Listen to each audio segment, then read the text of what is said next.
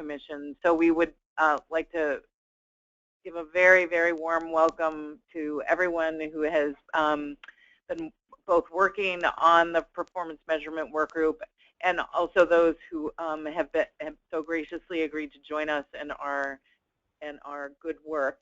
And in other cases, we also have folks who've been working on other work groups who have agreed to join this group. So we are really very pleased to have this really distinguished and expert group that can inform and help us do our work as we move forward. So what we'd like to do is start out by asking everyone to introduce themselves and please provide a little bit of sort of color commentary about your current work and expertise so that we're able to understand and sort of selfishly tap you for that expertise and really so that others understand who's at the table. So with that, I've been with the Commission for 8 years, and I work in the quality team. And I am a nurse by background, and I've worked in other quality jobs, like at the National Quality Forum, and also early on in hospital ICU nursing. So I have a clinical background, but also have been working in quality here. So that's what I bring to the table. So we'll ask Bob. Bob Murray, representing Care First. Previously had worked at the Commission for a number of years and was involved in assisting the Commission in implementing some of these quality-based initiatives. And Bob was the executive director for many years of the Commission. He forgot to say that. So. I'm not sure. Oh, yeah, conveniently, he forgot to say that. Okay. Good morning. I'm Thelma Baker. I'm with the VHQC, I'm sorry, in Richmond, Virginia. We are the Quality Improvement Network, Quality Improvement Organization for Virginia and Maryland, and that is a contract through CMS. So I've actually been back with the company almost 2 months now. Prior to that, I had 14 years at VHQC as the Vice President for Patient Safety and Care Coordination, and I am back as Chief Operating Officer. My background is actually health information management, and with my years at VHQC, it's been more around quality and patient safety. So I am new to the group and glad to be a part. Good morning. My name is Dan Cochran. I'm the Chief Financial Officer for Shady Grove Medical Center. I've been there for about 5 years and in healthcare for about 30 years. So I've been in Maryland less than 5 years, which was an interesting time to come to the state. I got to learn a brand new reimbursement system to me just in time to have it all changed. So it's been quite the ride, but it's really been great to be part of and see all the transition that has occurred. I'm Tony Tucker. I'm with the Office of Personnel Management. Oh, sorry. I'm with the Office of Personnel Management, an analyst there. I have a deep background in the use of public and private data systems in health. For the last year and a half, 2 years, I've been working on a plan performance measurement system within OPM. OPM brings us the Federal Employees Health Benefits Program, so it's Federal Employee Health Benefits. I have a special affinity for risk adjustment, and before OPM, I was at Hilltop at UMBC doing work for Trish, and largely in duals and in MDS, nursing home data. Background before that at Hopkins with the ACG team, and before that, lots of places.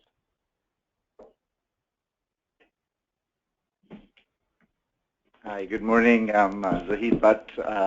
I'm currently CEO of Metasolve. We are a Columbia, Maryland-based analytics company, and we also do a lot of quality measurement across the entire country. We've got about close to 375 health systems that use our various applications for quality measurement for the CMS Joint Commission programs for hospitals, and also the physician quality reporting programs as well. We also have a fair amount of activity as a company and myself personally in the electronic quality measures, leveraging Health IT. Even for the other quality measures, we've been using leveraging Health IT to make it easier for folks to report their quality measures. My own personal interest has been in the new measures and risk adjustment being one of those favorite areas, and seeing how clinical data can be used to risk adjust measures. I've also been involved at the national level at multiple venues, being on expert panels at the NQF for some CMS measures, and I also chair the HIMSS Performance Measurement Task Force. So be glad to be part of the work group. So I practiced for 29 years. Actually, I was at one time president of the medical staff at St. Agnes in Baltimore. But I quit practicing 2 years ago. I was part of a 24-person gastroenterology group. So the joke is that I should now change my name to Dr. Bite.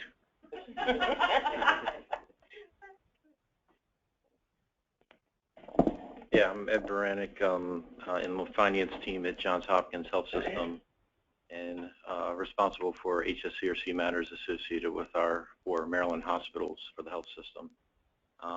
And I've been involved in working with the HSCRC for over 25 years. Spent my entire career so far doing this, so familiar with a lot of the methodology, old and new. Hi, I'm Linda Costa. I'm a professor at the University of Maryland School of Nursing. I teach mostly at the graduate school. I'm been there for 3 years, and before that I was at Hopkins as a researcher. Current research right now, I'm involved as a co-investigator with a 34 hospital study of magnet hospitals looking at implementing a protocol on discharge readiness. So I'm very interested in discharge and outcomes or readmissions and ED visits. And good morning, I'm Pat Ercolano with the Vice President for Quality with the University of Maryland Medical System. Been with the system for 5 years, I believe now. I am a nurse by training and did clinical for many years, but then got my graduate in business administration. I've been in quality and performance improvement within Maryland hospitals ever since.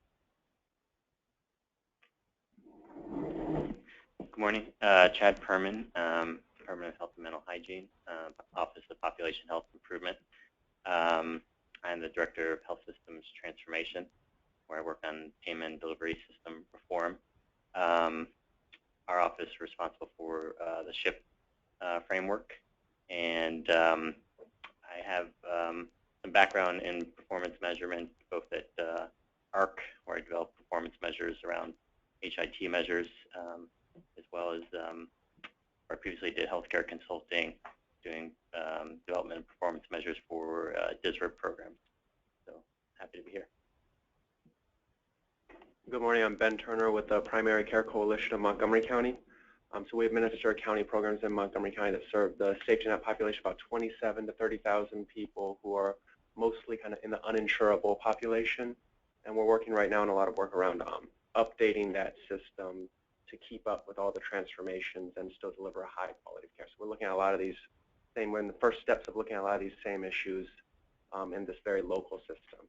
And I also work as a performance manager of the Capital Region Health Connector entity, so that's all the in-person assistance in Montgomery and Prince George's County. Hi, I'm Trisha Roddy. I'm the Director of Planning for the Maryland Medicaid Program. I've been in this position for about 14 years now, and I'm glad to see an old face over there. I worked really closely with Tony for many years. We, serve 1 million folks under Maryland Medicaid. So we're obviously involved in quality performance at many different levels. I'm responsible for new programs in the Medicaid program. We're also overseeing the state innovation model activities at the department and working very closely with HSCRC. Our specific program right now that we're working on is the dual ACO. So your name actually came up the other week, Tony, so I'm glad that I found you. I'm happy to be here and working on this work group. Good morning, everyone. Trisha Roddy with the Maryland Healthcare Commission. You all know the Maryland Healthcare Commission has a very broad scope. My responsibility as Director of Quality Measurement and Reporting is to pull all of our quality reporting initiatives together onto, right now, one website so that we can provide information to consumers. So I've been with the Commission for 8 years, and I was with the HSCRC for about 16 years, working on patient-level information and special programs for addressing vulnerable populations, the illness prevention program, which was a great, I think, start to some of the things that are going on now. So really glad to be here, too. Thanks. Good morning, everyone. My name is Andy Udom, and this is my 27th year at the Commission. I've been involved in various aspects of methodological calculations, from case mix analysis to quality analysis, and I've been involved in almost all the aspects, and I'm glad to be here. Hi, my name is Alison Schuster. I'm the Associate Director for Performance Measurement, and I can hardly believe I've almost been here for 2 years. Previous to that, I worked at Johns Hopkins Healthcare and managed care, working in the care management, analytics, population health analytics department, and I'm very excited to have all of you here, and I appreciate everyone coming out on this beautiful day. Good morning, everyone. I'm Shulia Girovich. I used to be called Chilicoldo, but it didn't work well with a lot of people, so I decided to change. So I'm the Director of Research and Methodology. I lead the team on both the performance measurement side and also payment adjustments and development of payment methodologies. So I've been with the Commission for over 5 years, and I'm counting through the age of my kids. And before that, I was at MHCC. I worked on nursing home quality and home health planning. So we are somehow connected to Hopkins. I got my PhD from health policy and management together with Alison. We both work on the ACG team for a while. Before that, I was a nurse. So I think a lot of us are on the table too. I work on the intensive care unit in Turkey. So I do appreciate everyone's time, and I just wanted to kind of see the range of backgrounds that we have here. And one of the things we heard about our programs was how finance and quality start talking. And you kind of see that in the work group too. Sometimes it's challenge, some fields, some of the discussions go deep on the technical side on quality, sometimes on the finance. So we do appreciate your patience and willingness to understand all those complex things that we are going to be discussing here. Right. So a couple other people have joined us, which we're very happy about. So, well, Barbara and Tracy. Yes, I'm Barbara Epke. I'm the Vice President for Quality for LifeBridge Health, and I've been in that position now for 21 years, which is also hard for me to believe. But I've also been involved in a number of initiatives with the Maryland Healthcare Commission, the Hospital Guide, since its inception, and also the pay for performance side since its inception. And I also was involved in public reporting when I was at the University of Pittsburgh before that, a long time ago. Hi, Tracy Laval from the Maryland Hospital Association. I've been at the Hospital Association about 12 years on the financial policy side and working on payment methodologies, more specifically recently on the quality methodologies.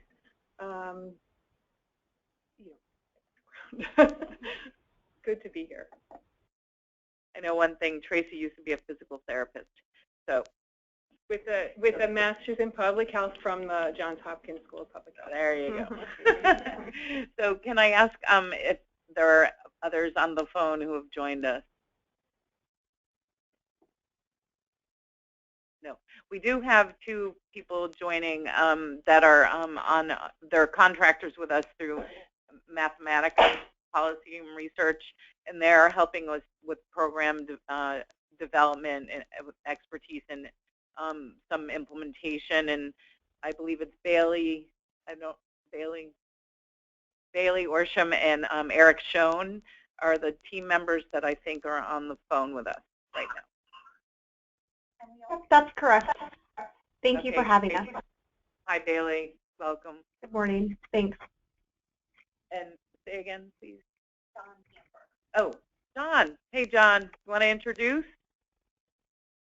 Hey, can you hear me? Yep. Okay, this is John here from Care First. I'm the Director of Provider Reimbursement and Data Analytics. I've been with Care First for 30 years, responsible for establishing reimbursement strategy and reimbursement levels within the region, which is Maryland, Virginia, and DC. I also head up the data analytics around provider issues, both professional and institutional, and I am responsible for coordinating all the HSCRC related matters. And we have Kim Biasuki, who has the most challenging job of coordinating our calendars and finding time on the schedule. And I'm glad to be here too.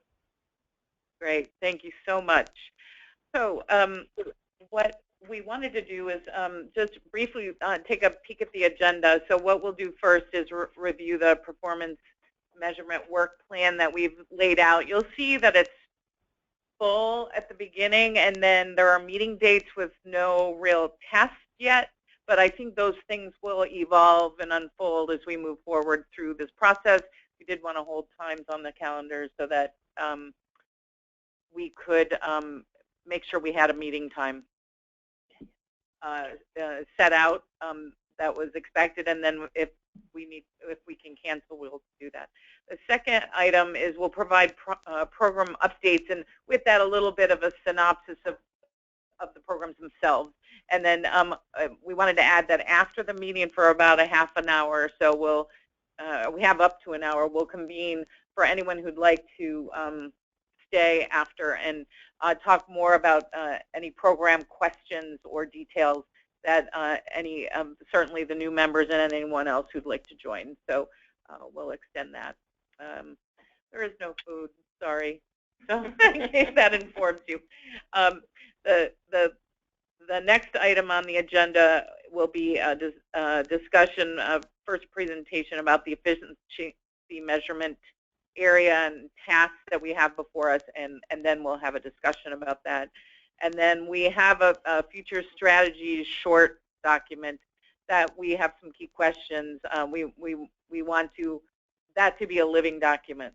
So we'll talk about what the elements are of that based on the feedback and input we received so far, and then update that with this meeting.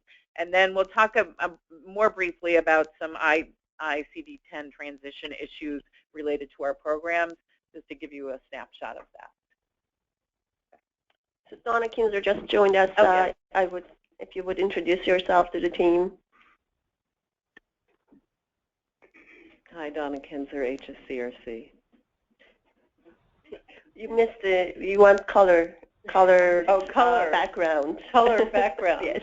Color commentary. Well, you're wearing red, so that was very nice. So. What color commentary would you like? Well, not about that activity, but work activity. A brief background of work activity relative to what we're about me. Oh, okay. Okay. And work. Yeah. So prior to coming to HSCRC, I spent my career in consulting and did rate setting for a lot of insurance companies and for doctors and hospitals and ambulatory surgery centers, and also did a lot of work with doing avoidable, potentially avoidable utilization work for some large health systems, and looking at the cost of quality, and you all know what I've been doing here at HSCRC, working with the state with the implementation of the new model. So that's a brief background. I'm sorry, I'm not going to be able to stop. So Donna joined us in the middle of our negotiations. As you know, some of you know, but some of you may not. She's our executive director. She came and pulled the negotiations. She came in the right time and then pulled us through the negotiations and implemented the phase 1. And now she's been leading the phase 2 or 1.5. We are really lucky to have her. You know, she's in accounting. I'm told that she's the first partner in Arthur Anderson. The second woman. female partner at Arthur Anderson. And she's been really leading us in this new endeavor, and I think we will all appreciate her willingness for the public service. Thanks. Great. Thank you so much, everyone. So what we'll do now is we'll turn next to the draft work plan, and we'll just walk through it. You'll notice for each month the date of the commission meeting is there, and so backed out from there will be any work that we know as of this moment that needs to get done by this group, and then also this group collaborating with other groups. So, so for the end of this year, we're going to be working on draft and final recommendations related to readmissions updating in the near term, and this isn't the big strategy for the longer term, which is another task area. So I think we'll be spending time later through the spring and early summer working on the more strategic issues. But these early tasks are really related to the near-term update. So one is readmissions. The other is working on Maryland hospital-acquired conditions, which is our complications reduction program. We'll also, based on the actual discussion here, talk in the November commission meeting about our most current thinking about strategic direction based on input on the platform that we already have and we're going to discuss. The next area of nearer term topic will discuss potentially avoidable utilization updates, and those are ED visits, observation, readmissions, and cost of complications. Those costs are all calculated in the potentially avoidable utilization formula, and you'll learn way more about those as we move on. The aggregate at risk policy is the one that identifies the percent of hospital revenue allocated for each of the performance programs. So we're up over 8% for 17, and so there's quite a bit of revenue at risk, certainly relative to the national program. So that is a policy that the payment models workgroup also will discuss. So you'll see we'll do some discussion, and then there'll be a payment models discussion, and then that then will come up in the December meeting for the commission's consideration. So we may, ideally we'd want to have recommendations finalized prior to the performance year so that there is transparency and knowledge of the industry, that the industry knows what the bar is, what the targets are. But we did put a little wiggle room in here where the MHAC and readmission updates final will be at the January meeting, which is 13 days into the performance year. And then as we turn the page on the back, we see more work on our considerations for our strategic plan and our potentially avoidable utilization updates. And then we do have a process where each year we've looked at, with 3M, the clinical issues that any clinicians have concern about for the PPC, the potentially preventable complication software, which is the engine, if you will, for our MHAC program calculations. And so we have made changes along the way, and with the inputs from the clinicians in the state. And so that is built into the timeline. We'll look at I-10 review, and we'll also thank our consultants ahead of time, Eric and Bailey and the team there, as they're going to help us with certainly the I-10 issues, and also some of the validation related to MHACs and some other things. behind the scenes. And then you'll see that it is a tiny bit more sparse as we move through, but there are meeting dates set up. And this, again, also will be an evolving document so that we can add things as we move through the process so that things are known reasonably ahead of time in terms of what is addressed.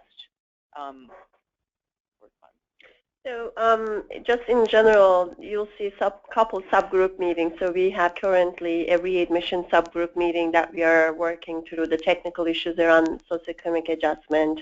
And the other one is, as Diane mentioned, the 3M PPC logic group. So the way we work is at high level, this group gives us input, but then when we get into nitty-gritty for technical discussions, we pull a subgroup both from the members of this work group, but also experts that will be helpful for us to read out some of the detail.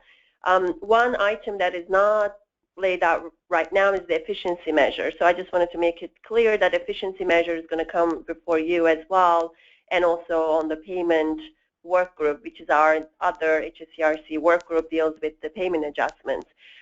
So we didn't put it yet because we are still trying to figure out the data sources and what the timelines on that. But as soon as we know more, and there are a couple of slides on the timelines, we'll try to flash that out as well.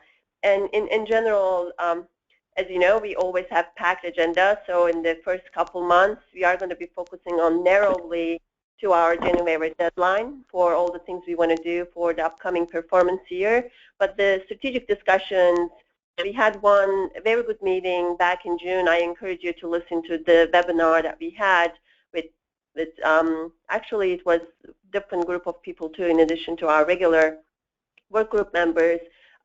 We are, as our phase 2 timelines are approaching, we thought that this will be a good time to step back and then think about, okay, we've been working under these 3 performance-based programs so far. What are the things that we should be changing in order to align ourselves with the non-hospital world? So that's kind of the question we have. But also, since we did a lot of improvement in a lot of places, are there places where we can simplify or consolidate or prioritize? So we thought that we should kind of put that on the agenda and give Commission updates on the directions that you guys are all going to lead us, and then and work through that after January. So the springtime, we would like to get a good sense of where we are headed so that we can plan for the next coming performance year. Any questions on the work plan? I have one question. On the discuss potential PAU measures updates, is that just updating what the definitions of PAU are, or does that involve some other policy discussion? Talk more about I think it's both. So potentially looking at how we would apply PAUs in the update process. And also expanding the definition of PAUs, because right now we have a fairly narrow group of items in there, and we've been talking to some national thought leaders on the what else should be in the PAUs, and looking at some options for that. So I think it's both. And also I just wanted to make a comment relative to the performance measures that may start to look more outside of the hospital. And we're talking about phase 2, but really in phase 1, a lot of the hospital's avoidable utilization has to do with how they connect with folks outside of the hospital. So it's not even really about phase 2 success, it's about phase 1 success. And for example, with the with the strategic planning, we've been looking at some care coordination performance measures, and so those are, you might think of those as phase 2, but they're really critical for phase 1 success to actually be coordinating the care, and then that starts to get into integration with primary care. And so all of the measures that start to reach beyond the walls of the hospital really become critically important for phase 1, not just for phase 2. So I just wanted to make that statement that it really is about what do we need to do to be successful now, as well as thinking about where we're headed going forward. Any other questions or discussions? Okay. I think then we can move to item number 3, which is program updates on the agenda here.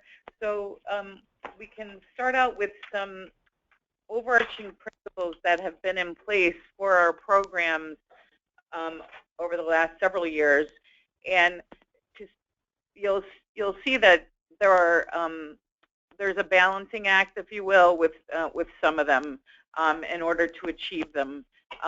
That they're not mutually inclusive, or they don't mutually like each other necessarily. So, and that'll be actually one of the opportunities and challenges this work group has, is to strike a balance about how we consider these overarching principles, and also provide input on whether there are others that we need to add to this list. So the first one is that these programs should improve care for all patients, and that include all payers, and that helps with stakeholder buy-in. The incentives should support achievement of the all-payer model targets. Many of those are Medicare-oriented. So here we have had lots of long discussions around, should a target be Medicare only or all-payer, or both. So, we should think about those two, certainly in context of each other. Programs should prioritize high-volume, high-cost opportunities for improvement and areas of national focus. The national focus, often the measurement areas have been developed and matured and vetted. Our MHAC program, however, is not one that is widely adopted, but we did adopt it statewide, and we've been using it for several years. So that provides sort of an example of not exactly using a measure that has come through the national system, but we have high levels of confidence in it. Predetermined performance targets and financial impact, and when I talked a little earlier about that we want these program updates to be out and approved by the commission before the performance periods occur. Hospital ability to track progress, so that entails providing lots of data and information on the part of the commission, and we do that on a regular basis. We were talking with a new staff member and giving her an orientation. She'd been in Texas and working in the Medicaid program, and she was familiar with some of the methodologies because they were trying to use some of the 3M stuff. And she said, "You provide reports every single month to your hospital? You do, really?" So, so that reinforced what a positive thing that is, and an important thing that we need to continue to do, certainly. And then we want the programs to encourage cooperation and sharing of best practices, and that to some degree is about how you set targets, whether they're competitive or they can support collaboration. So I'm going to stop here, and I want to ask if people want to say things or bring up issues or ask questions about things that they don't see here.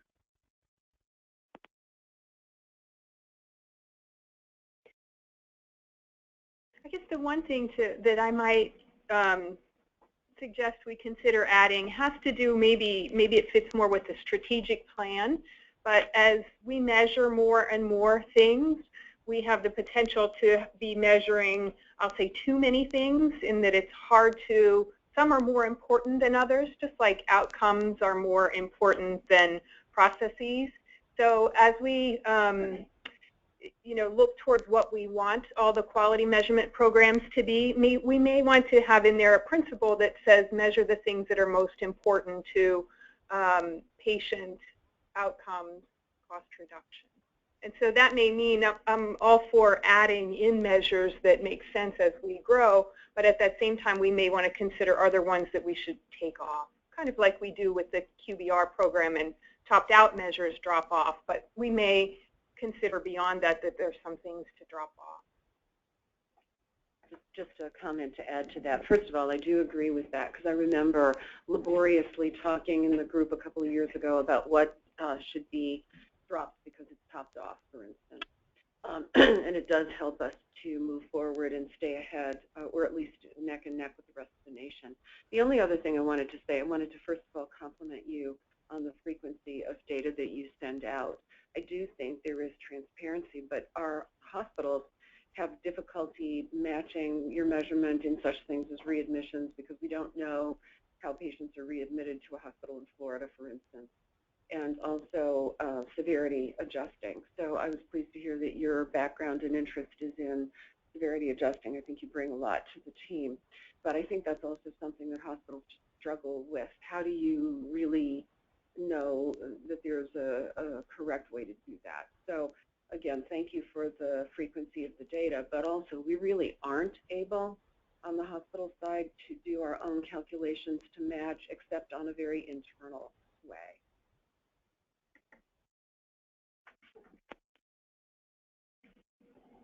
So just one more observation. These guiding principles, although they do sort of address the all-payer model, they seem still to be very hospital-centric type principles.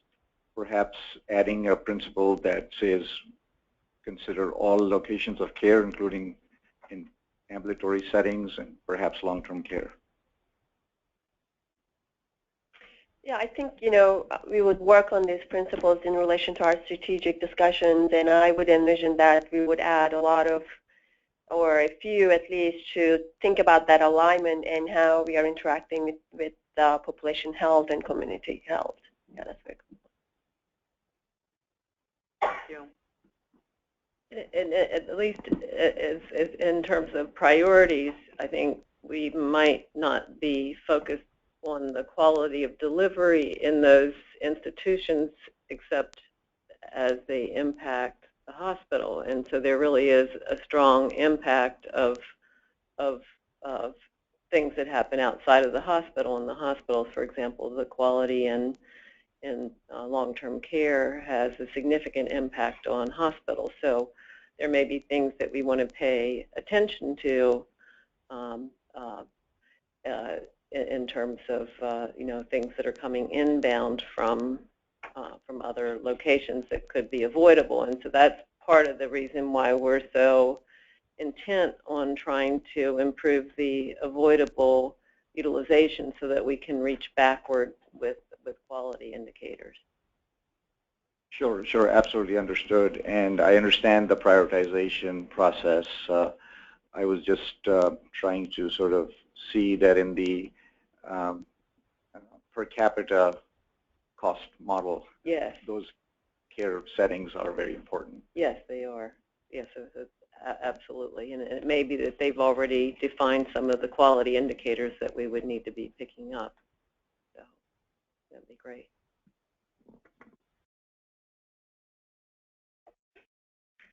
All right. Thank you for that early discussion. What the next thing that we'll do is we'll just review some more current results. We'll start off with the quality-based reimbursement program. I'll go through 2 slides and then I'll hand it off to my colleagues for the MHAC program and the readmission. Thank you. Very good, very good Vanna White activity over here. For the QBR program, we do first we see changes over time, and our most recent results show that we're similar to the nation on the clinical process measures, and we know those are sort of fading out. There's one, I guess, in 18, a PCO1 measure, which is the early elective delivery. But by and large, those measures are fading.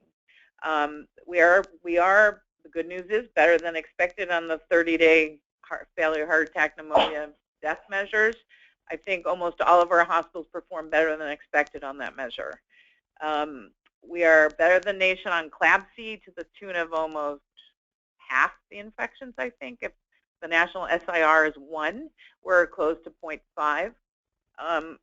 For CAUTI and catheter-associated UTIs and surgical site infections, we are aligning with Medicare, and we've had less than complete data as hospitals have become up to speed, but we do see that when we look at us compared to the nation, we are not as good as the nation.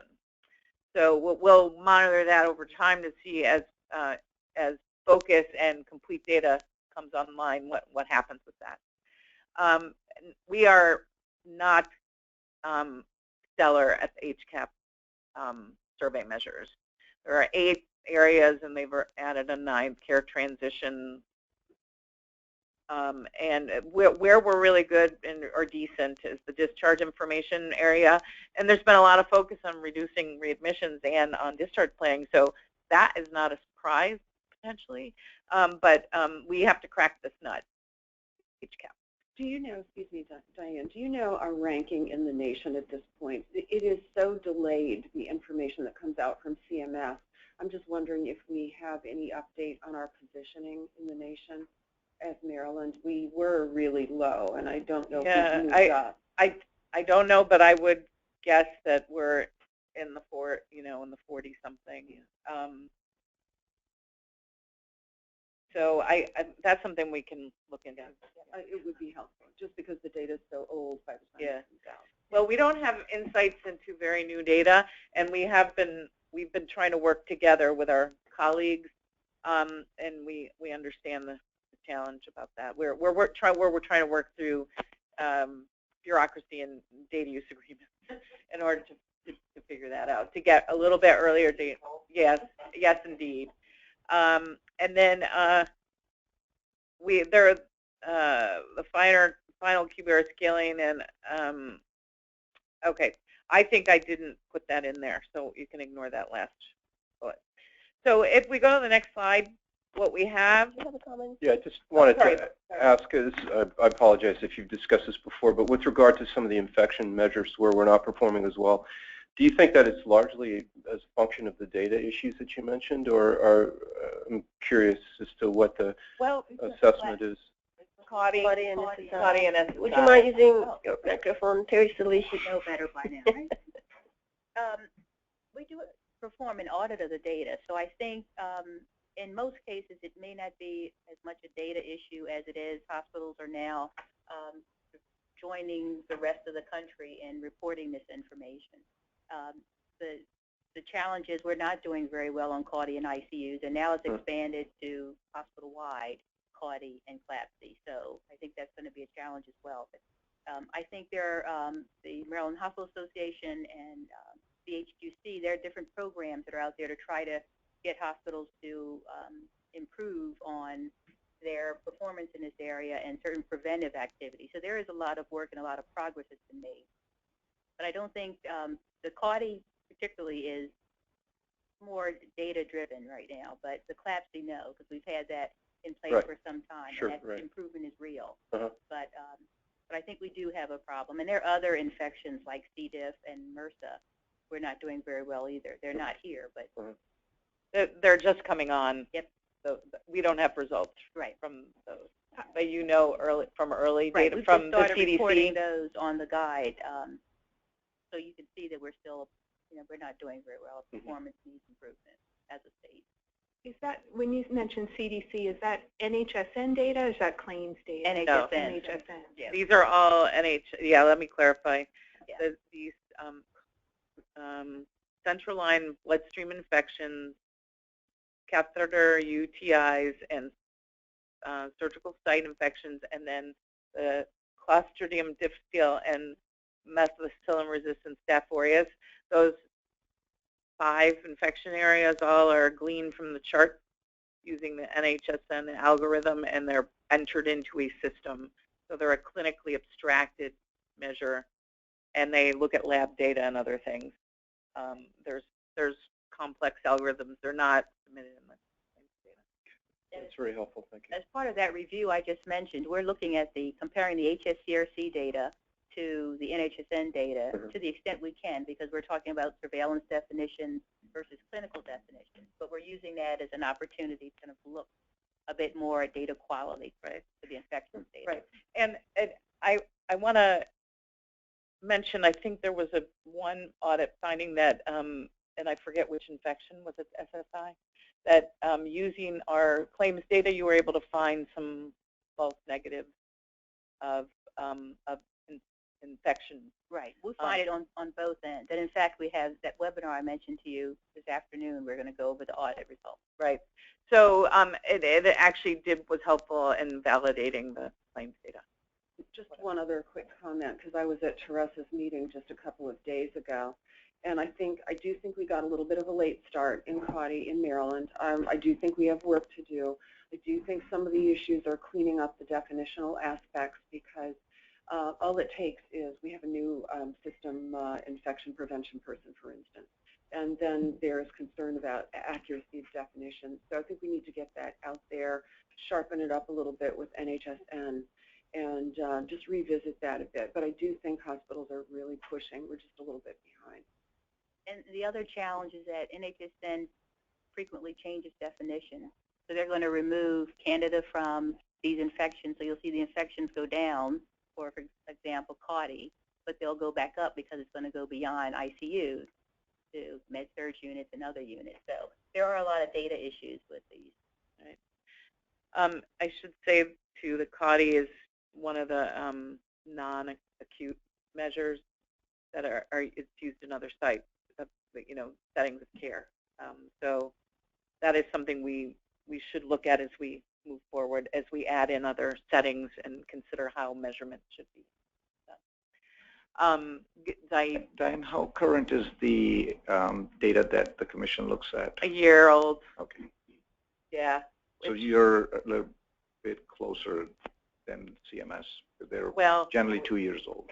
We're moving to using the CMS data instead of collecting our own. MHCC does still collect these measures as well, but we're moving towards using the data from CMS directly for the QBR program. Right. A year plus, let me say. Or for the NHSN data, we have that, and now for calendar 14, we've just reported. So probably within 6 months, we can get the data for just preliminary review of data from NHSN, and that's if we get it directly from NHCC. Because if it comes through IQR, then it's a pretty longer old. process. Right, but for national benchmarking, there is no other option, so we really have to rely on. And CDC is now sort of in the midst of changing that entire methodology, which I'm sure you're. Yes, they are. So we'll have to see what implications that brings for measuring and comparisons, similar to what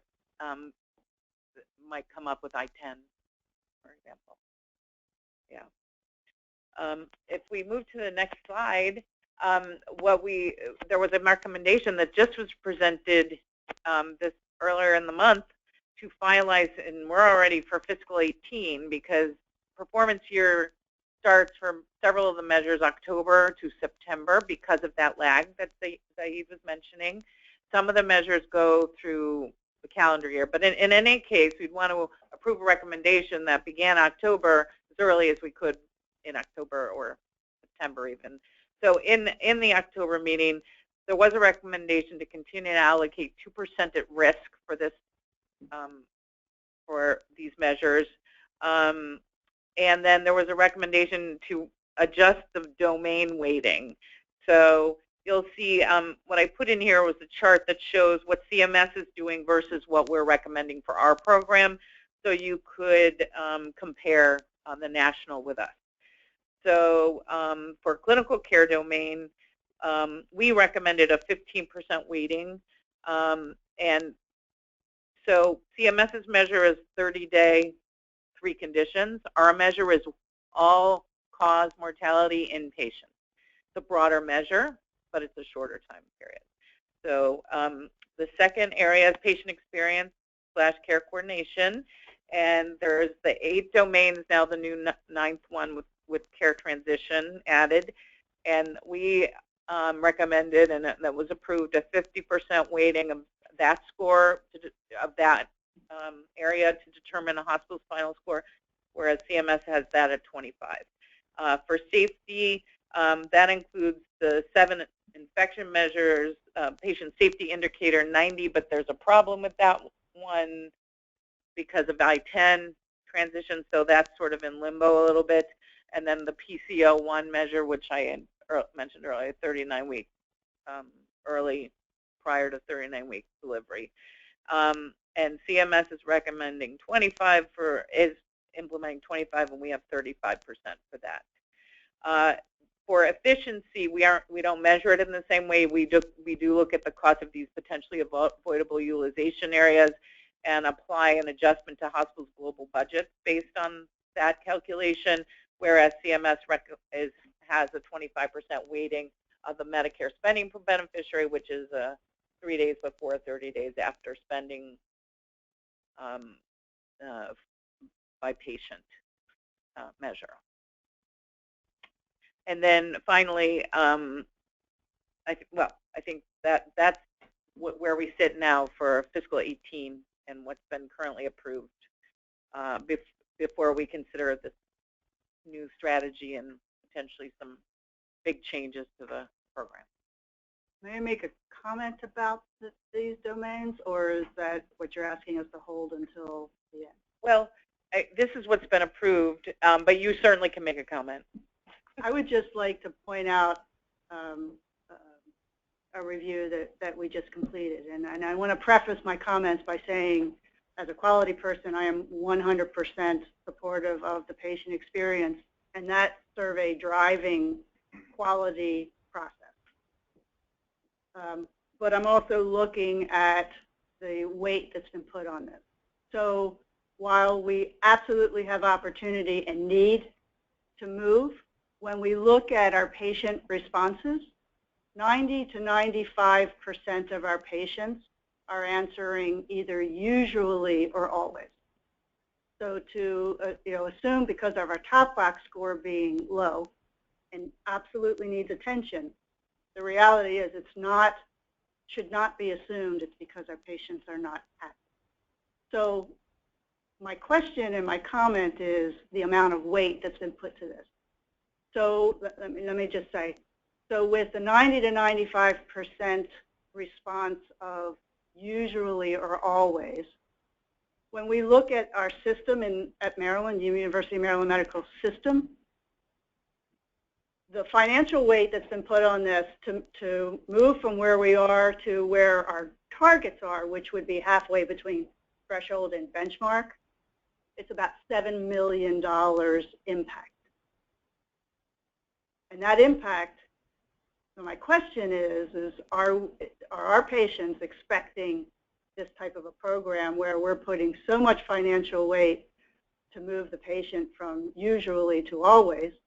Not arguing the value of that, I'm arguing the financial impact versus our discussions about infections and mortality that we have now placed a smaller financial impact on. I mean, I'll definitely answer that. I mean, on the stars, we were number 49 in the country, and and that was because of we're not like 25th, we're 49th, and so that's not a good place to be. Nobody's arguing the need. And so it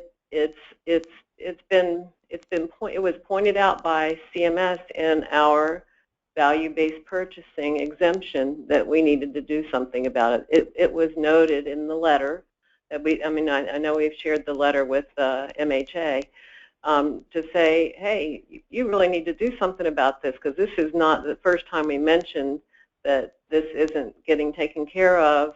It really needs to get taken care of. And so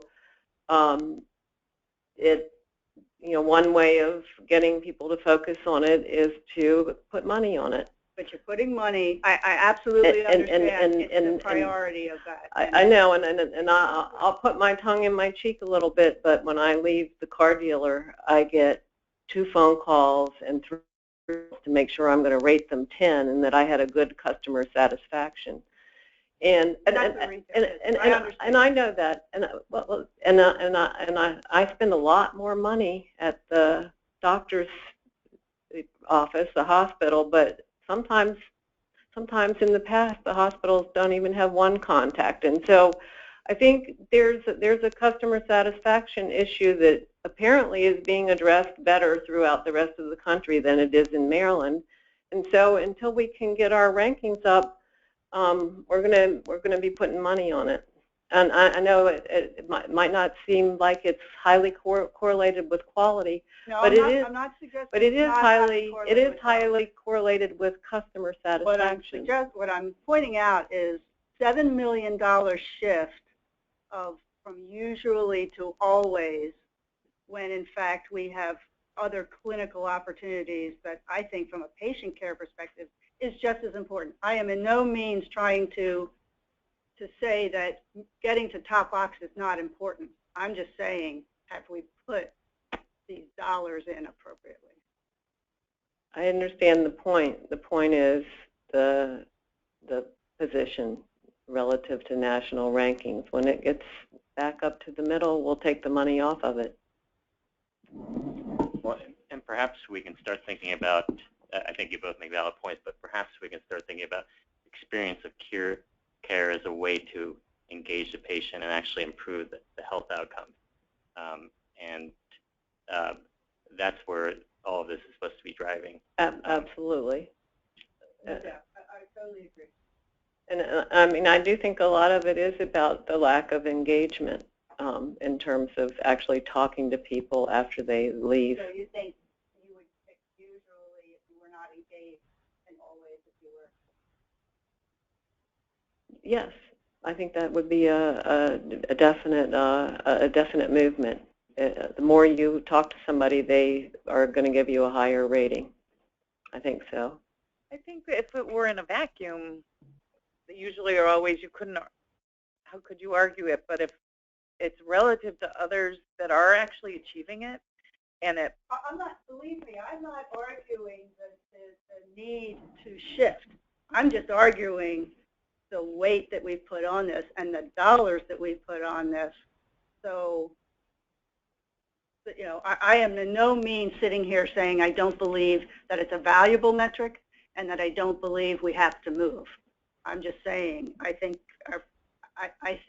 if our communities knew that $7 million in our circumstance was put on the line of moving you from a 4 to a 5, they would question where our priorities.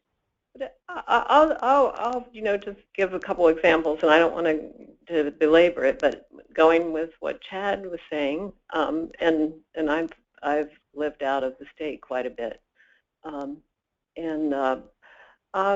when I had oral surgery in New Mexico, I got a call afterwards at home to see if I was having any post-surgical discomfort or bleeding, letting me know what to do if I had any emergency, and it was actually the surgeon, which was a little shocking, but it wasn't even just the office, it was actually the surgeon, and so I had follow-through, knew what to do, and they were checking on me, and I haven't had that same experience in Maryland. I haven't been called once after a procedure in Maryland, and now I haven't had a lot of procedures in Maryland, thankfully. But I've had some procedures. I had a colonoscopy. I never got a contact after my colonoscopy. I've had things happen here, no contact. So.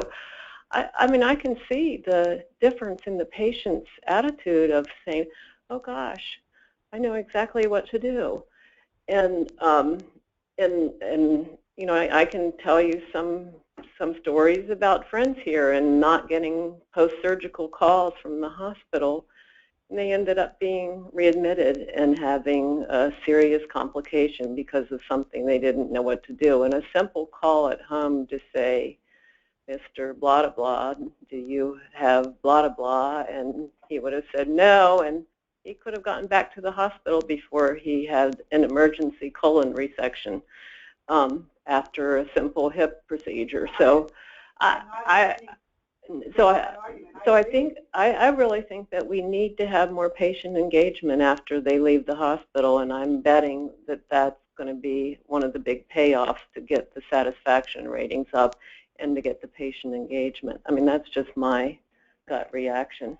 But can I add something here, since we're delving into HCAHPS? I'm going to veer a little bit off of this topic here, but something that's come up in other states that have put in place the opioid prescribing guidelines. You've all probably heard about that. Guidelines to particularly emergency physicians and others.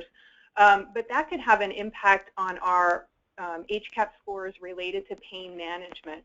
So the things that we're asking physicians to do about not necessarily just prescribing medications, but going a little bit further with patients and pushing back where there needs to be pushback. That they did actually, I believe it's Massachusetts, they did see a drop in their HCAHPS pain management scores when they implemented these prescribing guidelines. So I don't want to get into, like, you know, whether it's a good thing or a bad thing, but just to raise that red flag.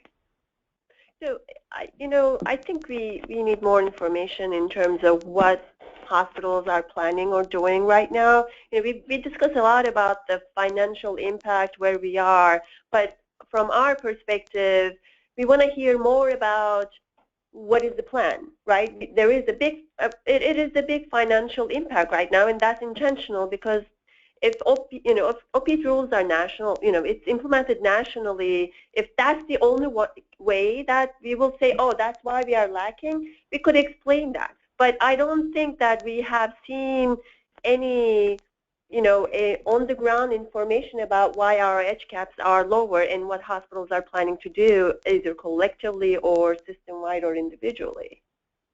I think we need to acknowledge we are below the nation, and it's not only impacting HCAHPS scores, but increasingly consumer unions is using it, CMS is using it, so it's leaking to all other composite measures, and just because of that, our overall rating is lower than the nation. So I think we need to address it, and from our perspective, we are a payment finance agency, and this is our only lever to move the dial, but we realize that money is not going to solve anything. Right?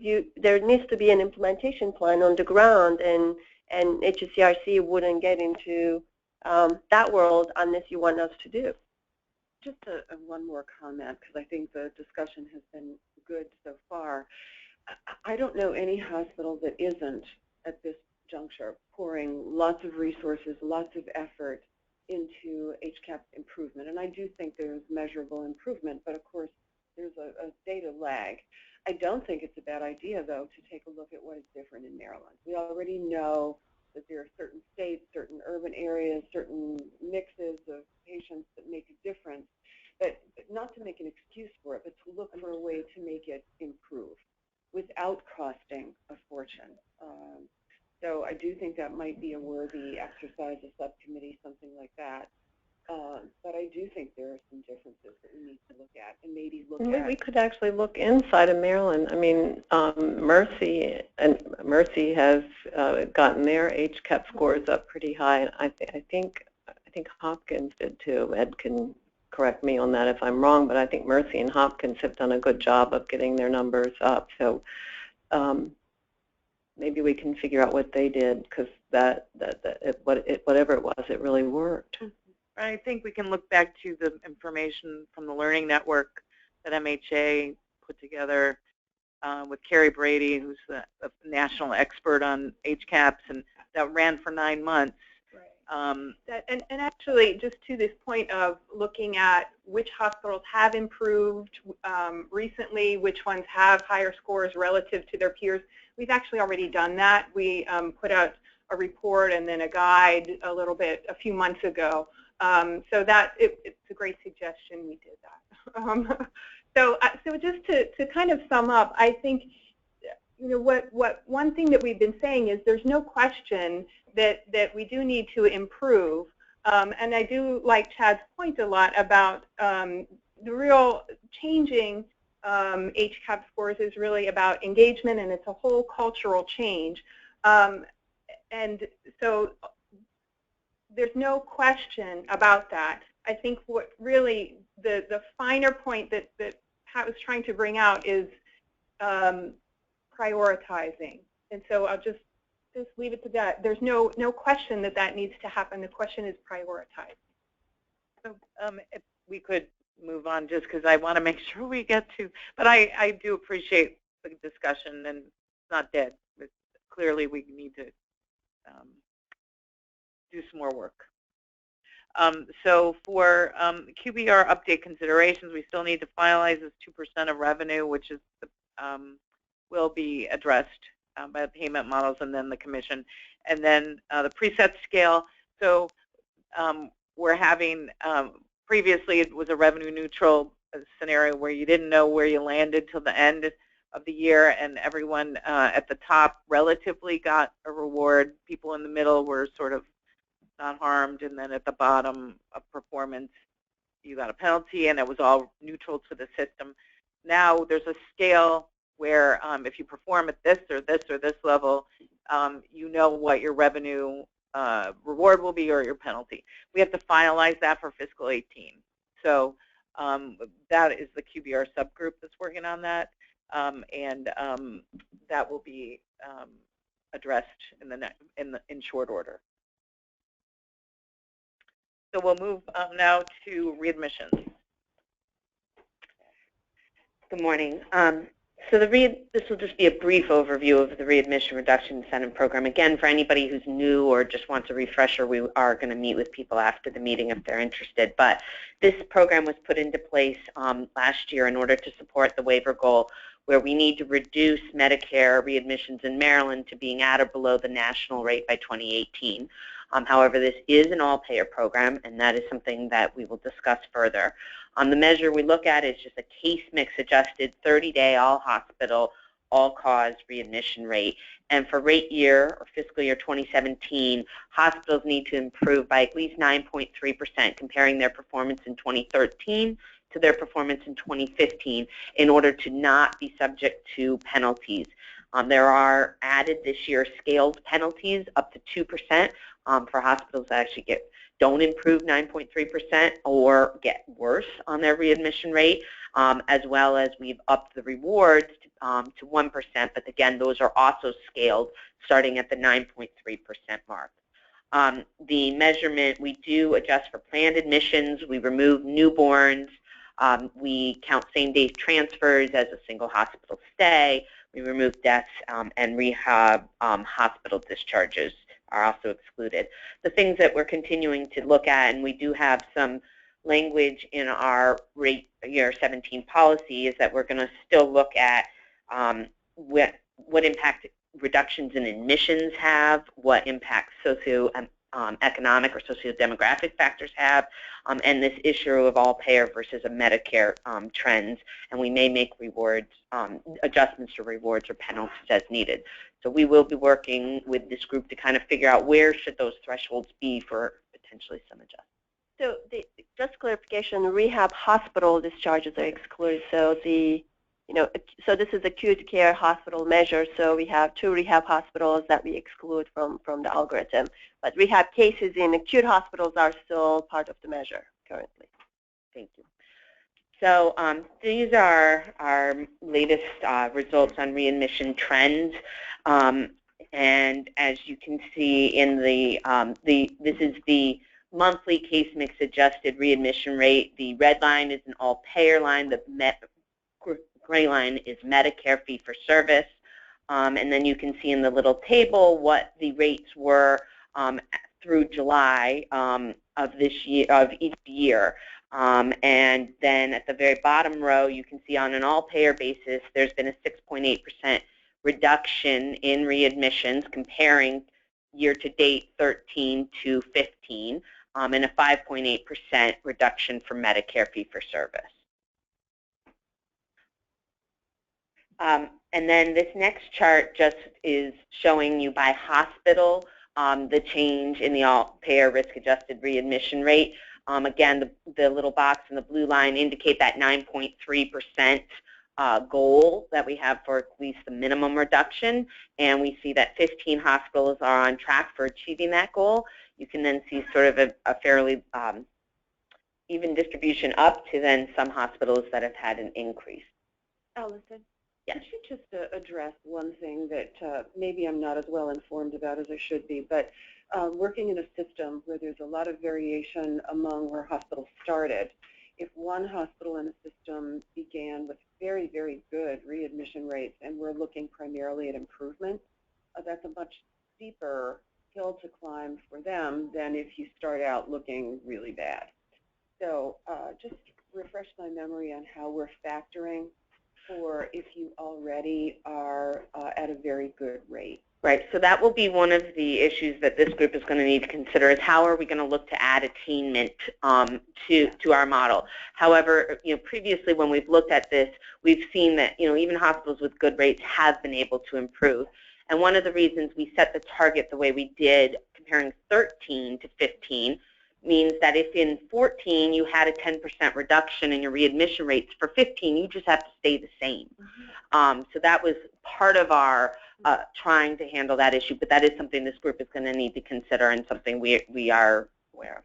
I think that's a good idea. Also, actually, since we're a small state, it's easy to go to the chart. At first I thought we were really an anomaly with one of the hospitals looking so good, but there are other hospitals. It's a cluster. It's actually a fair amount where they're doing really, really well, and consequently that's a challenge. So that would be good. Right. Part of the challenge is we don't really know what is good because of the risk adjustment measures. One hospital look high, but they have socioeconomic demographic issues and other issues. So, and some look low, 9%. I'm not really sure, given what the patient mix of those hospitals, if 9 is good. On top of it, we are still figuring out how bad we are compared to the national estimates. We know we are worse than nation, but we are still trying to figure out that with the definitions of the measure. Then the benchmark is, even if in the 9% might be good for the state average, but looking at the national average, is it still holding up as a good readmission rate? So because of those reasons, we kept our program on an improvement run, and as we are doing a percent improvement, so the amount of readmissions, the cases that you need to reduce is proportional to your readmission rate. So a hospital with 20% has to do more to get down to a 9% reduction compared to a hospital with 10% readmission rate and then have them get a 9% improvement. So percents are helping us. It's not obviously answering all of it, but since it's not an absolute target, it also helps on the attainment side too. Shule, can you tell us anything about the hospitals that actually have experienced an increase? Some of them are the small hospitals, so we need to look at that a little bit, and some of it will, in looking at it earlier, which I haven't looked at it in the latest data, it was mostly some small hospitals, and they weren't huge numbers that were causing those increases. So I think I'm sorry, were you going to say something? I was going to say, one of the recommendations from last year was to assess the qualitatively their level and their socioeconomic status. So we are going to be looking at their performance vis-a-vis other factors. We are not formally incorporating it, but judging it a little bit on how they are.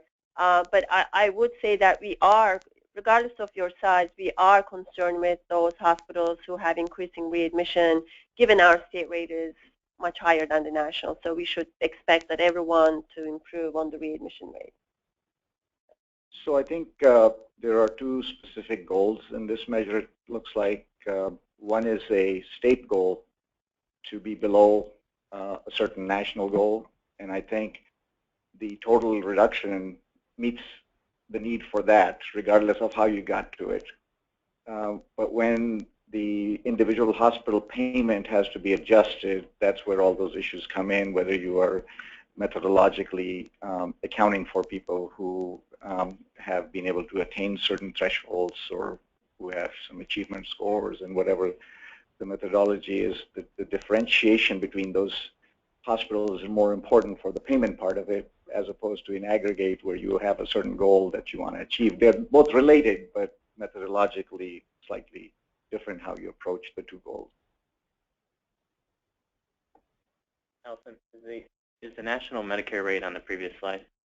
No, that is the Maryland Medicare fee-for-service rate. And we'll be, sharing our modeling of how we are going to come up with these targets relative to where we are based on some CMMI data as we move forward to setting these targets. So as you all know, we have a readmission target based on Medicare trends, and we are required to reach the national level by the end of the 5th year. So that was our driving force, trying to come up with these annual targets for us to be able to meet it by year 5. Obviously, we never knew, we will never know what the national rate is going to be in the coming year. So we try to estimate it and try to put the distance between our rate and the national rate into that projection. So in terms of this year's, again, we would go through that exercise to get a sense of where we need to be. But from the CMMI perspective, we've been having these interim readmission measures. When we started this, hospital-wide readmission rate wasn't there, and it was only condition-specific approved by the CMS.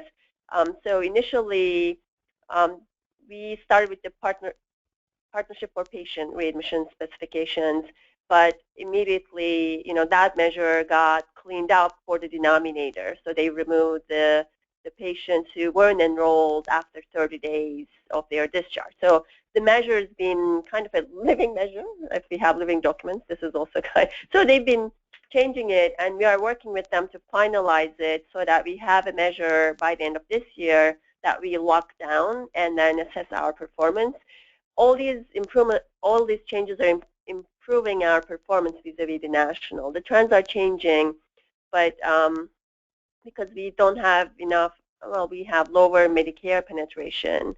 Removing 30-day eligibility improved us because we had more patients in the data set who were admitted in fee-for-service, whereas in the national data set, they were out of their calculations. They may have been readmitted, but they wouldn't count as a fee-for-service readmissions.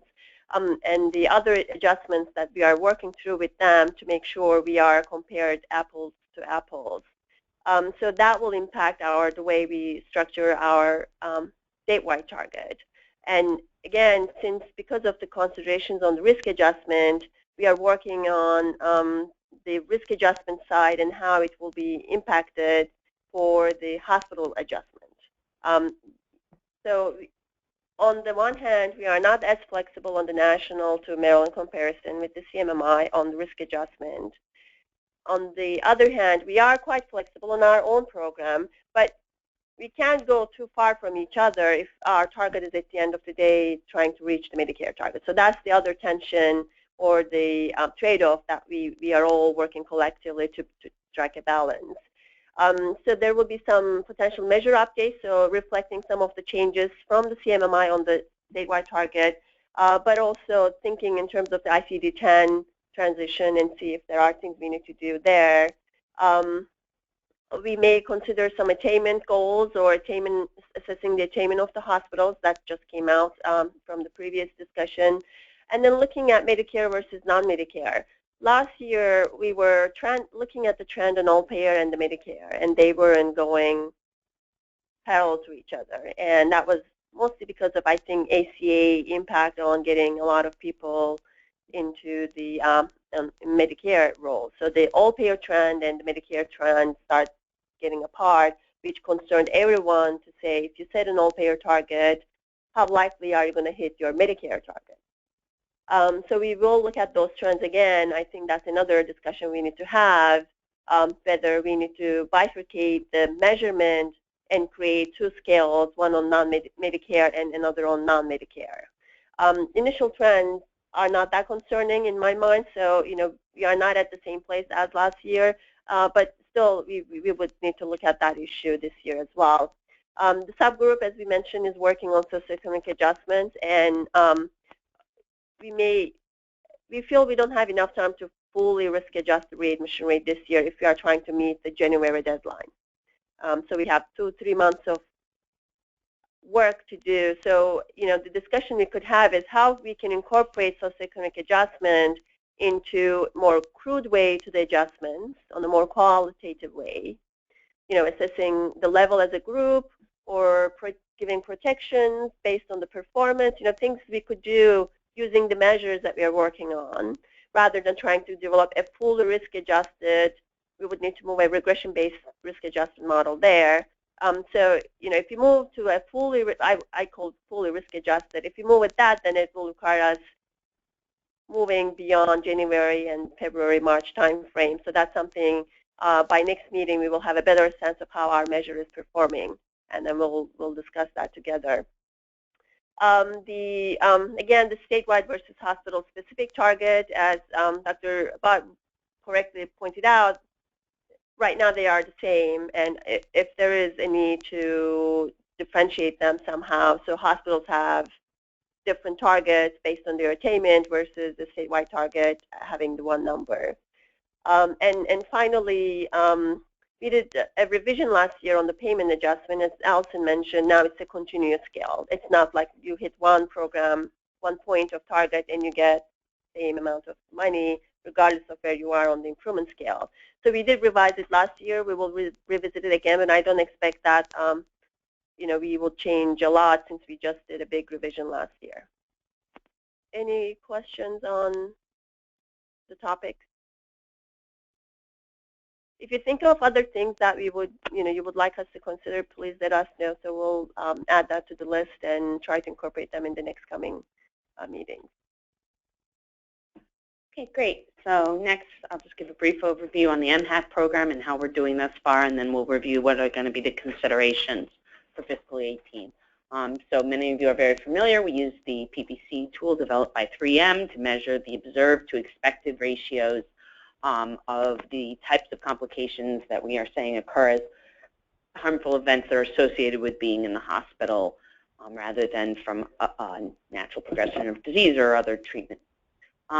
Then we link hospital payment to hospital performance, again, by comparing these observed to expected ratios over time. I briefly wanted to just give you a high-level highlights of our recent audits. We do audit, and this should say 10 hospitals every year for ICD coding accuracy and POA quality. Our independent auditor reviews 230 cases from each hospital, and 50% of those cases are just picked for the coding audit portion, and then we moved last year from having a much smaller proportion to having 50% selected based upon some criteria we had specifically around looking at POA. So, for instance, for the POA quality, we looked at cases that were at risk but didn't have a PPC. For some of the PPCs that had the most improvement, we also looked at PPCs where the status changed between preliminary and final data from having a PPC to not. And we worked with our auditor. We look at the reports to see that 95% of the POA is accurate. What we found was that 8 out of 10 of the hospitals hit that 95% threshold last year. 2 of them, one we're still working on, one we worked through in which our auditor actually changed some of their feedback, and we had some other things that brought them down. When we're looking at that, we also look at what percentage of these things are, well, it was coded as not present on admission, but it should have been yes, or it should have been, like, we're really interested in the ones where it's coded as POA yes, and it should have been no. So sometimes the audits identify issues that aren't going to be as relevant to the PPC count. So when you look at that distribution, some look random and overall general coding accuracy issues because it's, yeses and nos, percent inaccurate is similar to each other. But when we see, even if they hit the 95%, if we see all of those inaccuracies are on the yes bucket, it should have been present or no, but it is yes, then it also triggers a conversation with the hospital to understand what's going on. Fiscal year 14. Right, so we've currently have selected our hospitals for the fiscal year 2015 audits, and we've updated our POA quality criteria a bit, where we're actually now going to also select cases that have no PPCs but have in the, I think it was the top 25%, the length of stay was significantly longer, but there were no complications, since sometimes that is associated with a longer length of stay if you have a complication. So in terms of our progress, we've done very well in our reduction of our risk-adjusted PPC rate. This slide is similar to what we presented before on readmissions. The red line is the all-payer rate, and the gray line is the Medicare rate. And comparing through June of each year, comparing 15 to 13, we've had a 35% reduction in the all-payer case mix adjusted complication rate and a 38% reduction in Medicare. Again, this is just looking at by hospital where they are in terms of improvement. As you can see, again, many hospitals are improved, and then there's this sort of linear trend up with some hospitals, again, some of them being small, some of them having very low numbers. I think the highest one there went from having 3 complications to 6. But that is causing that that change. There's also changes in the expected rates that sometimes are causing those things. Were there certain PPCs that stood out, the infection related, in terms of being improved over that time period? I'm not going to be able to tell you them off, but we can bring that back when we look at the more detailed data next month. Thank you. So on the MHAC, our goal was 30% reduction in 5 years, and we achieved it in a matter of 2 years. So that's kind of very good news. At the same time, that also raised too much of a good thing is what is that saying, right? So it created issues around, is it about coding improvement and the clarifications? Audits showed us there is not an issue with the POA, which kind of says, oh, maybe in the historical data that we had issues is cleaned up, and that's what we are seeing in the data. But we do know that with the changes we made when we started this process, changing the scaling to a preset scale, focusing on the rates as opposed to weighted cost of PPCs, we think that that also helped hospitals to focus and do meaningful changes in their workload. But it is hard for us to know, what the proportions are between coding improvement and real care improvement. With that, now, we have more flexibility on the MHAC. We can try to refocus our program, but look at the statistical validity and reliability of the rates, and then Mathematica is going to be really helpful there. We got our statisticians, so you don't have to rely on me on that one. And also small size issues. We noticed through the years, as you all know, small hospitals do better on PPCs. We want to look at that and then see if there are adjustments that is needed. If we keep the program as it is this year, thinking that we will have that strategic planning done for the upcoming year, then we would need to think about the statewide target and other adjustments that we need to do on the scaling. But the discussion we want to have is, going on the strategic planning, how far we want to modify the existing program or do small tweaks around the edges to make it more focused, and then get back to the program in relation to other programs we have for the calendar year 2017 performance year. Barbara. I have a comment and a quick question. The comment is, I started to notice, I'm sure others have too, that particularly with the tiny hospitals, the first few months of the year, it can be very skewed because the likelihood of a very tiny hospital with a census of 18, the likelihood of their having a PPC in the first few months is much lower than it would be over the whole year. So you have some of this craziness. I'm not sure there's anything we can do about that. But the question was, I don't know if ICD-10 is going to make a difference, and if so, how. I just haven't really thought that through yet. It may not, but I'm interested in what your thoughts are on that. You want to do it now, or do you want to do it at the end? Yeah, sure, I can. So look at the last, I'm sorry.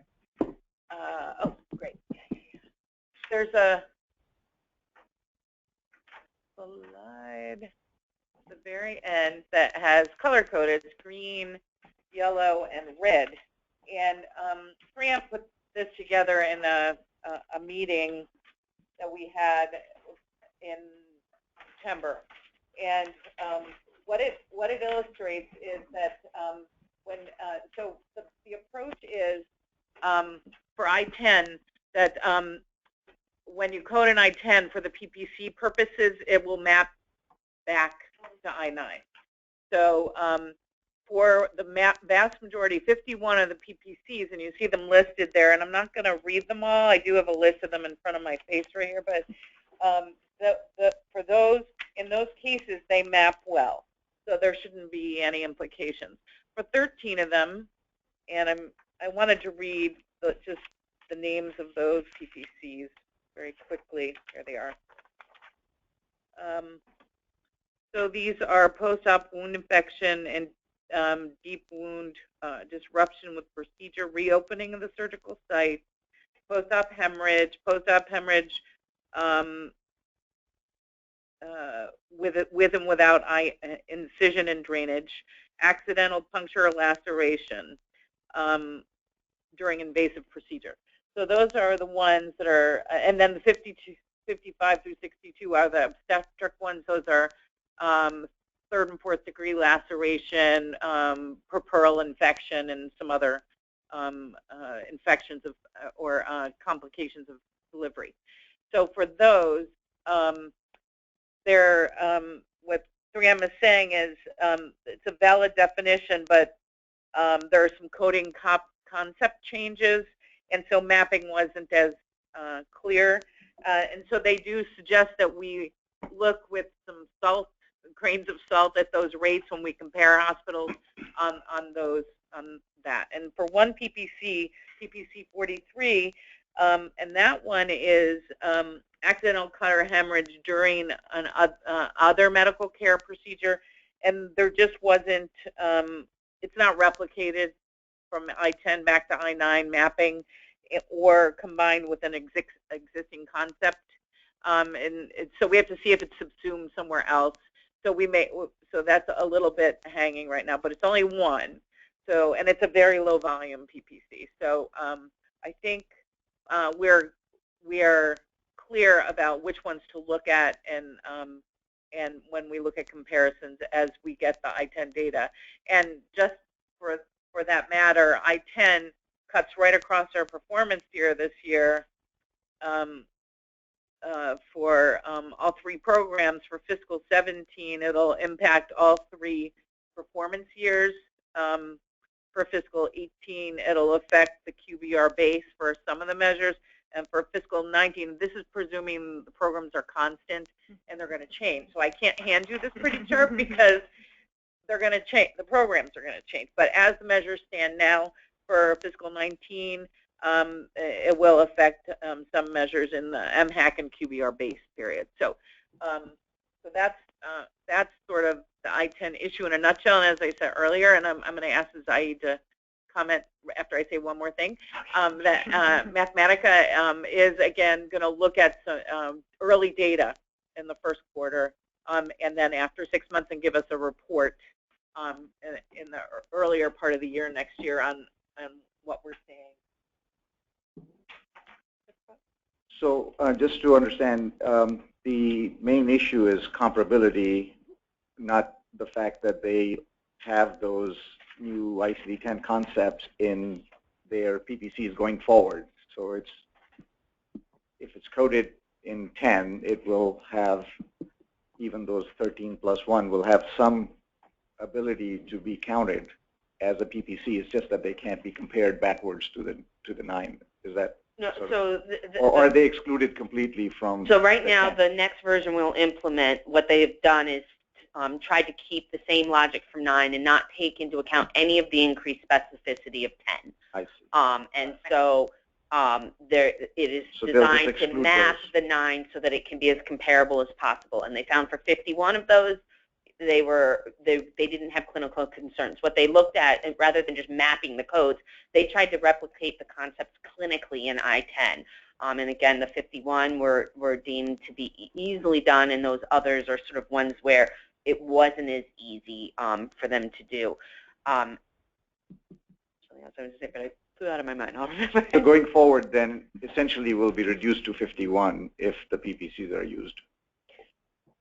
Or so we have potentially the 13 could be added. So we have a 2-year of transition period where our base is going to be ICD-9 and performance ICD-10. With the data, we need to look at the comparability. For 51 of them, there's not an issue, and then 13, we have a question mark. So we'll see how it comes, the data. So we need to figure out what to do on that transition period, but once we have I-10 and I-10, both performance and the base, we are back to the whole measure of 65 PPCs again. That was my question, that in a purely ICD-10 world, 3M has accounted for everything, and we're back to the 65. Their plan is to update their measure definitions using the additional information from ICD-10. Yeah, they need the 1 year of data at least for ICD-10 before they can do their internal sort of whatever calculations they have to do. We need 2 years of data. 2 years of data. And we need 2 years of data. I have one more question. In the previous discussion around the POA, where there was some question about potentially the reduction being accounted for more coding issues. Is there some way to actually assign costs to the MHAC themselves or the PPCs and see if that went down proportionately? So yes, we did in the previous version of this program, we did have a cost estimate for each PPCs. Currently, we focused on mortality, readmission rate, and length of stay. Mm-hmm. We're trying to look at those trends and see if they are correlated with the PPC reduction. But I think that might be one way to see if they follow the same trajectory. Right. Yeah. So I have a comment back on the ICD-9 to 10 transition related to MHACs. We got kind of some early read from hospitals that are coding now in ICD-10. And the PPCs for urinary tract infection, which is 65 and 66, there seems to be an issue there in that under I-9, when there are bacteria, pyuria, so bacteria in the bloodstream and not specified where exactly it's coming from, not saying it's in the bladder, but it's somewhere else. That's a particular code in I-9. When that's coded in I-9, it doesn't trigger a PPC, but in I-10, when it's coded that it's non-specified like that, it does trigger a PPC. So that's one of the ones that was green. Those are two that were green, so that was a little bit troubling. I think we'll have to see how this continues to pan out, but that was one that we got an early read on. So, you know, we probably need a subgroup, and I know MHA already has discussion, so we would address these in detail with a subgroup and look at the data together and make a decision.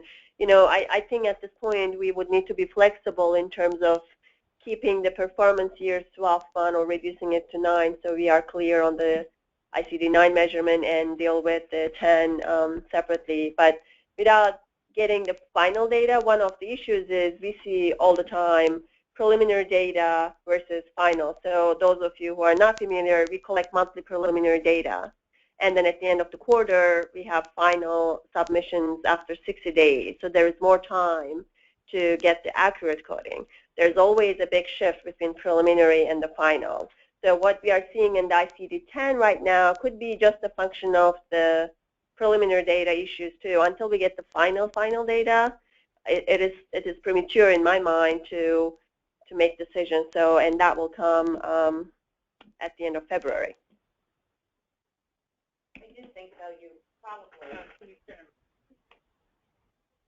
you're not going to see much of a difference from the preliminary to the final when it comes to the urinary tract coding, because the I-10 coding is so very different. For some of the other areas, you probably will see a big difference from preliminary to final. All right. So keeping the time in mind, I'm going to walk faster for the next couple topics so we can get to the strategic discussion. So the last update we have is on the potential avoidable utilization. We discussed this already. trying to see, the expansion of the measure. Currently, we have readmissions and potentially avoidable utilizations from ARC, including observation stays into it. There's been discussion in the past about nursing home admissions or hospitalization coming from nursing homes, to be more accurate. High-risk patients, is there another measure that we could capture that concept? Sepsis is discussed in the past about the avoidability of the sepsis admissions, which is kind of related to the nursing home for the most part. Also, our measures are right now inpatient focus. Is there a way to incorporate the ED utilization into a wider range of measures? So the timelines for the PAU is a little different than the performance measures. PAUs go into a July 1st update number, so we have more time, so we will focus on MHAC readmissions and then take up the PAU discussions around January, February timeframe, and we'll bring you some updates on the measure as we go through. And in an even longer term, to look at right now, PAUs are considered as avoidable utilization under global budgets. Hospitals keep those revenues if they improve. So it is an opportunity. It is not a measure to assess the hospital performance, because these measures are also related to ambulatory care. But at the end of the day, under the global budget, we look at it as a percent of revenue hospital has, an opportunity for hospitals to reduce utilization and make the global budget concept. But at the same time, discussions are arising in the efficiency measure that we are going to get. What is the level of expected potential avoidable utilization in the service area? And that will require risk adjustments to it. The most common one is the age. If you are serving elderly population, you have higher potential avoidable utilization. So we are going to start looking at that a little bit, and the timelines on that one is a little bit longer than what we have. Any questions on the PAU? Just a comment. I mean, I think it's a very important area, and I understand wanting to take a little more time with it, but just, CareFirst has been very supportive of the idea of trying to push the envelope and expand the definition of PAUs, and also encouraging with the Commission and Donna's support hospitals to identify areas where they can focus and come in prospectively and indicate that they are using evidence-based protocols to try to drive down different categories of utilization in the context of being then exempt from the market shift adjustment. So just wanted to, again, emphasize the importance of that. Thank you, Bob. I do appreciate that comment. So I skipped over the way we use the PAUs. PAUs are excluded from our market shift adjustments, where we allocate money from one hospital to the other if the patients are moving. And we excluded the PAU because we thought the trends that we would see there is a reflection of the hospital performance. If a hospital is doing a good job in reducing their readmission, for example, and in the same service area, if another hospital is not doing anything and increasing their readmissions, the market shift, since we can't really detect the patient movement, would tell us that there is a move on the readmissions to the hospital who is not reducing. So we wanted to avoid that complication, and we are protecting hospitals from adjustments on PAUs as we define in the algorithm. But at the same time, we sent the memos out, and we've been telling in every meeting that obviously these are very narrow definitions, and I know hospitals are working on a larger PAU reductions under global budgets as expected and encouraged. So if they have any unique programs that they are expecting to perform and reduce utilization, we are going to be working with them to make adjustments to the global budget market shift adjustments. And I'm hoping that will also inform us if we see a lot of hospitals coming with the same type of program, that we could formally incorporate that into a PAU definition as well.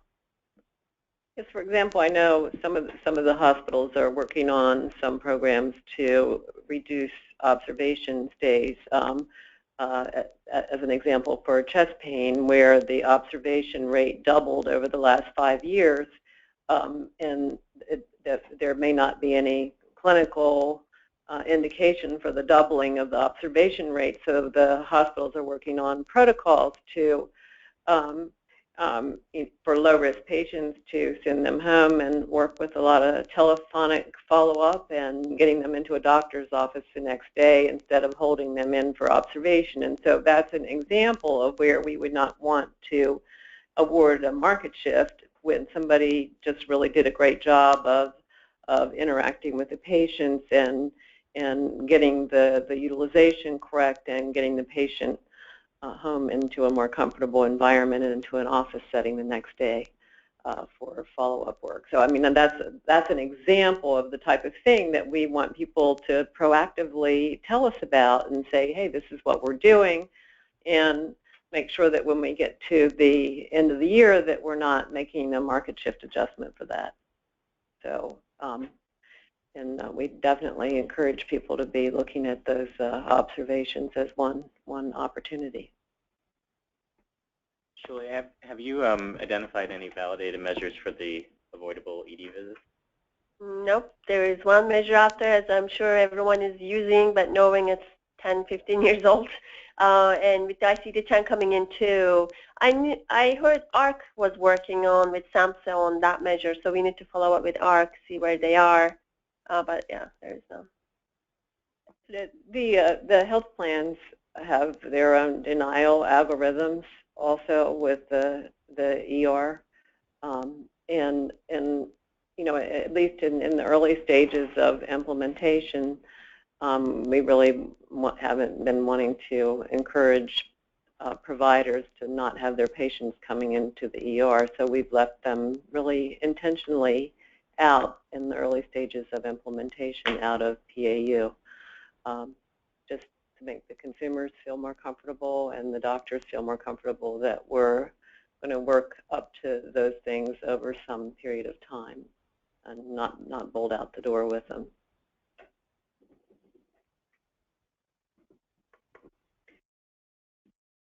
The next topic is the efficiency measurement, and we had been discussing efficiency in our strategic planning we did last year, and also in terms of discussing QBR, and as Diane mentioned, we don't have a similar efficiency measure like CMS does. I just wanted to start with, again, the recognition that efficiency or cost mean different things to different people. You know, we are here really focusing on assessing the reasonableness of charges concept that we historically had. We're looking at the price efficiency, and also with the new global budget, you know, how do we look at the efficiency from that perspective? So, you know, there could be different ways of doing this depending on how you're using it, and obviously audiences are quite different from each other. In addition to the type that we look at the price efficiency, in terms of applications, we use the efficiency measure in assessing full or partial rate applications. These are the formal procedures hospitals come to us for requesting rate increases, or in this now it's the global budget increases because of the changes in their cost structure. In addition, we do have the certificate of need reviews that we do for in collaboration with the Maryland Healthcare Commission, who receives this certificate of need for large projects. And there we look at their financial feasibility, and again, looking at the price levels and comparing hospital vis-a-vis their standards is a way for us to assess the financial feasibility of the project. And finally, the need that we have is to look at a kind of a scaling base, so proportional adjustments based on the efficiency that the CMS value-based purchasing has. And I would caution you, you know, we don't have to follow exactly what CMS does.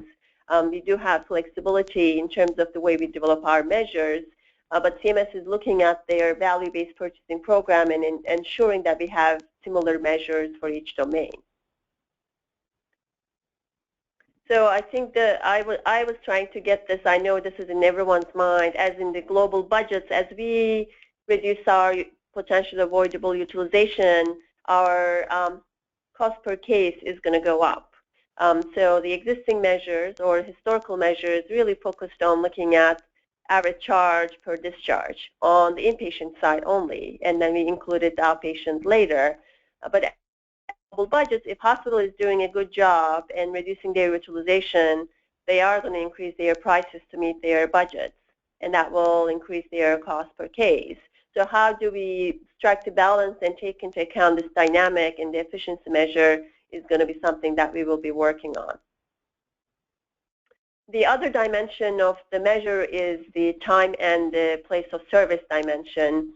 Again, we are starting on the hospitalization cost per case, but soon enough we are at the episode world. If the hospital has a lot of readmissions, right, the actual efficiency of that hospitalization is impacted by that 30-day or 60-day, whatever that episode time frame is.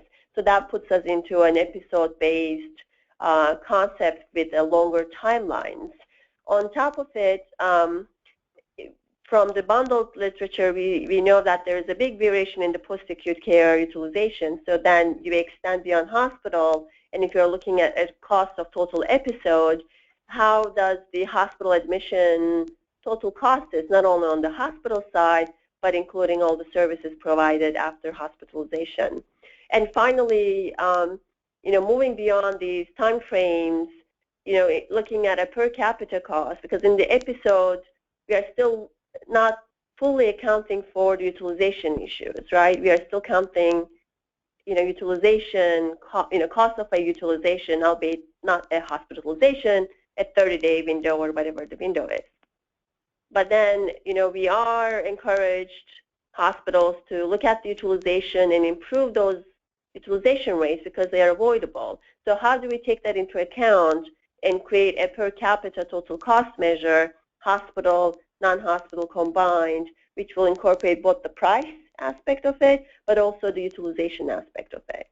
So those are all different ways of measuring it, and we do think that there is value in each way of looking at things. The question would be where we would focus and what gets done.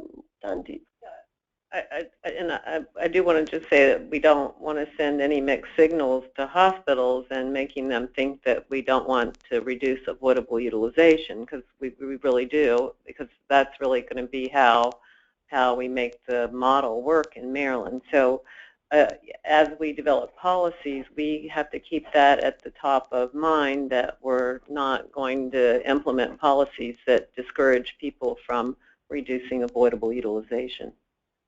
Ed, you had a comment? Yeah, we've been looking at a lot of, I think the big component here is data. We've got access to some data we've been looking at, and gets to the mixed message. We see instances where the inpatient component of the total cost of care may be higher, but the total cost of care is lower. So I think it's important, we're moving to the total cost of care, we've got to have data to be able to look at that, because we may have, looking at just a component of the data, we may make adjustments or make rule changes, methodology changes that actually inhibit the total cost of care. Right, and I think we're a little cautious about how fast we move to make sure we move correctly in this direction before we make a move, and really relying more on the PAUs as our current efficiency adjustments until we feel comfortable that we're not causing an unintended consequence in hospital focus. So, and that's. But I'd stress again that the data is an issue. We are making progress on that front, and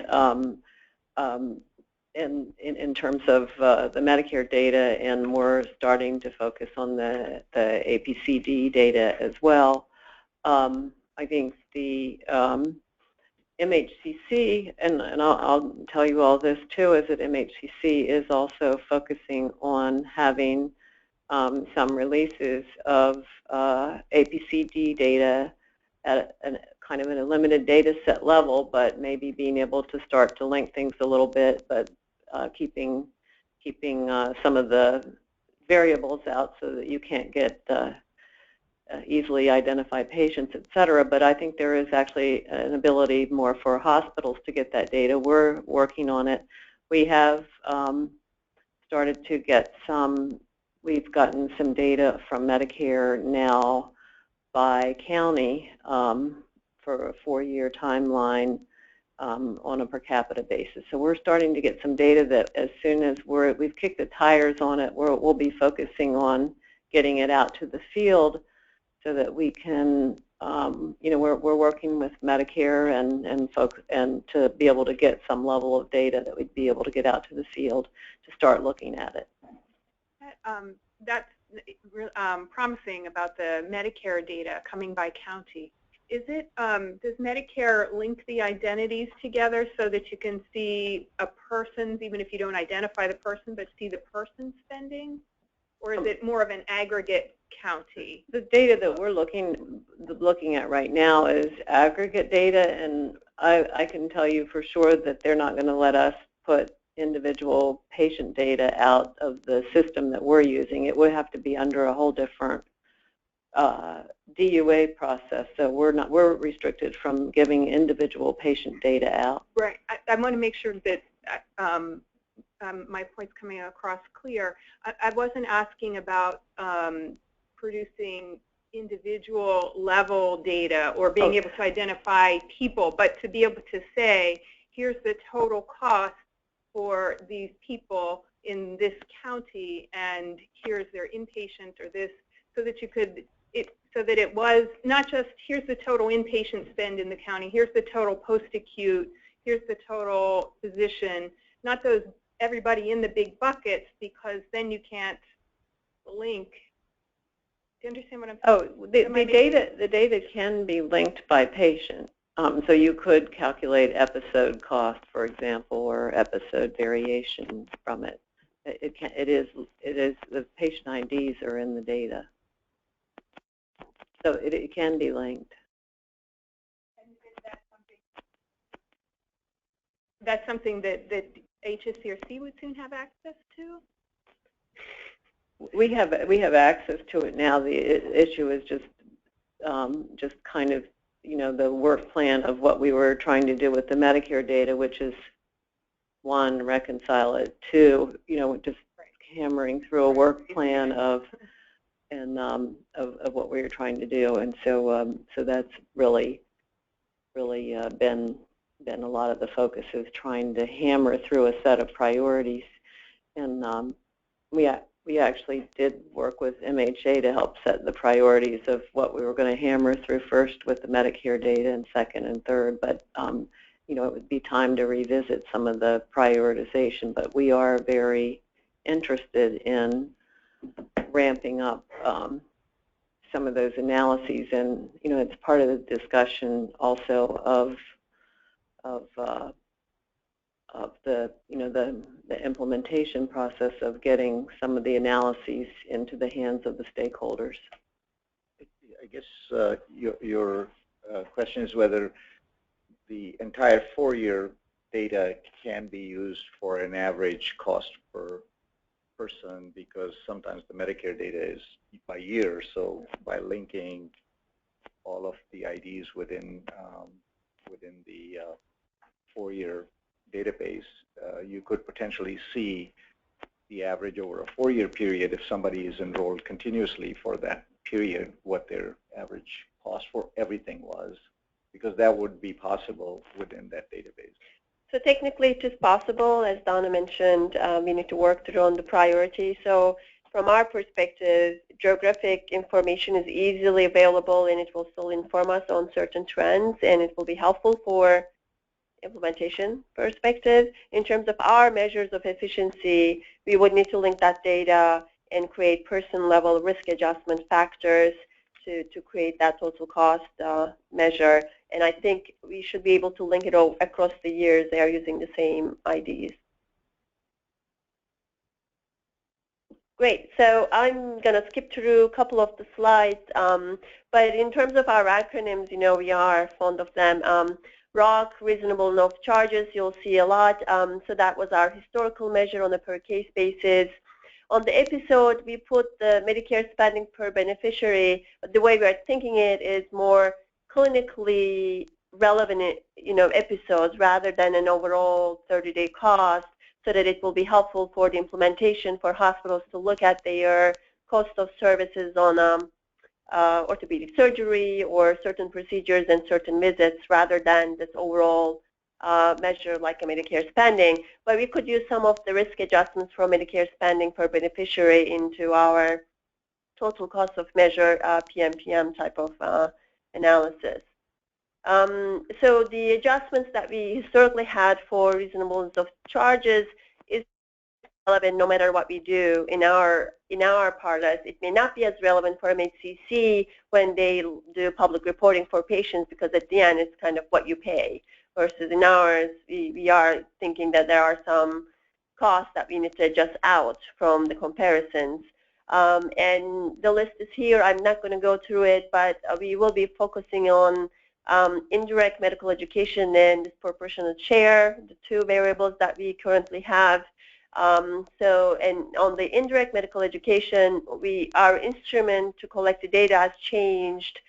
We want to evaluate the data that is submitted and also work with the national estimates to see if there are places where we can incorporate national numbers.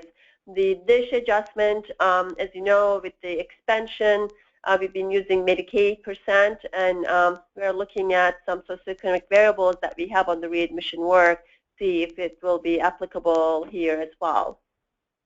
And on the cost dimension, I mean, Ed's comment made me pause it a little bit, because we have the data. We were going to focus on inpatient and outpatient with our eye to do total cost, but we may need to do it simultaneously, so you have the numbers together. So that's something we should think hard on our priorities and which horse we put ahead of the other one, so to speak.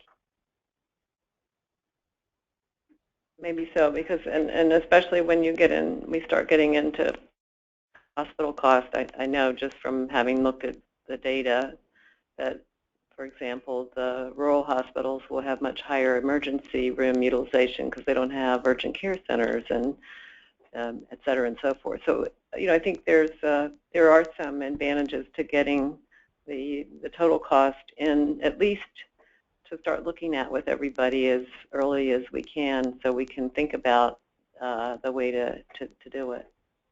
And I think even before we put any policy around it, our intention is to give information out on an unadjusted basis. So, I think that Barbara brought up earlier too, hospitals don't have access to non-hospital data, and we are trying to bridge that gap for intervention purposes. We've been focusing on Medicare claims. That's the first access we have. As Donna mentioned, APCD is coming along, so that will be another area. And also, Medicaid has been really helpful, and thank you, Trisha, for your leadership on that one to get our total cost reports. We think we could use some high-level information from those initially to incorporate the Medicaid. Also, I would say on the hospital side, we are also exploring the hospital discharge abstracts from other states to see if that will help. So that's the kind of early stages of our planning process, and we would need to nail down our data source in the next month or so. Then on top of it, in addition to price adjustments that we have on ROG, we would need to think about other adjustments on a per capita basis. We would be looking at demographic adjustment, age, sex, perhaps a risk adjustment score like HCCs, and things like that to evaluate. Not an easy one. Another one is the denominator issue. When you do per capita, how do you do attribution to the hospital? We will build on our existing methodologies around the virtual patient service area concept. We do look for the demographic adjustment, and I'll be happy to go into detail. I know a lot of people are not familiar with it since it's on the finance and the technical side. The other important issue that we need to address from the get-go is the out-of-state utilization, especially the DC border, if you're doing a per capita adjustment, to take that into account. And lastly, the benchmarks. we've been focused on our internal data, and increasingly, as you know, we are judging the national scale, and we do need to have a conversation about what benchmarks we would need to bring from out of state to look at some of these efficiency measures. I know in the past we were using hospital AHA data on another acronym that skipped my mind, the per case type of analysis on an all-payer basis, and we haven't been using it for a while. As we are moving into per capita tests, we would need to find some national benchmarks similar to what we've been doing with the AHA data. And another thing that we want to think about with efficiency also is looking outside of the hospital for some part of the efficiency measure for simple outpatient procedures. So there are some very, very simple things that might be in a hospital, like clinic visits and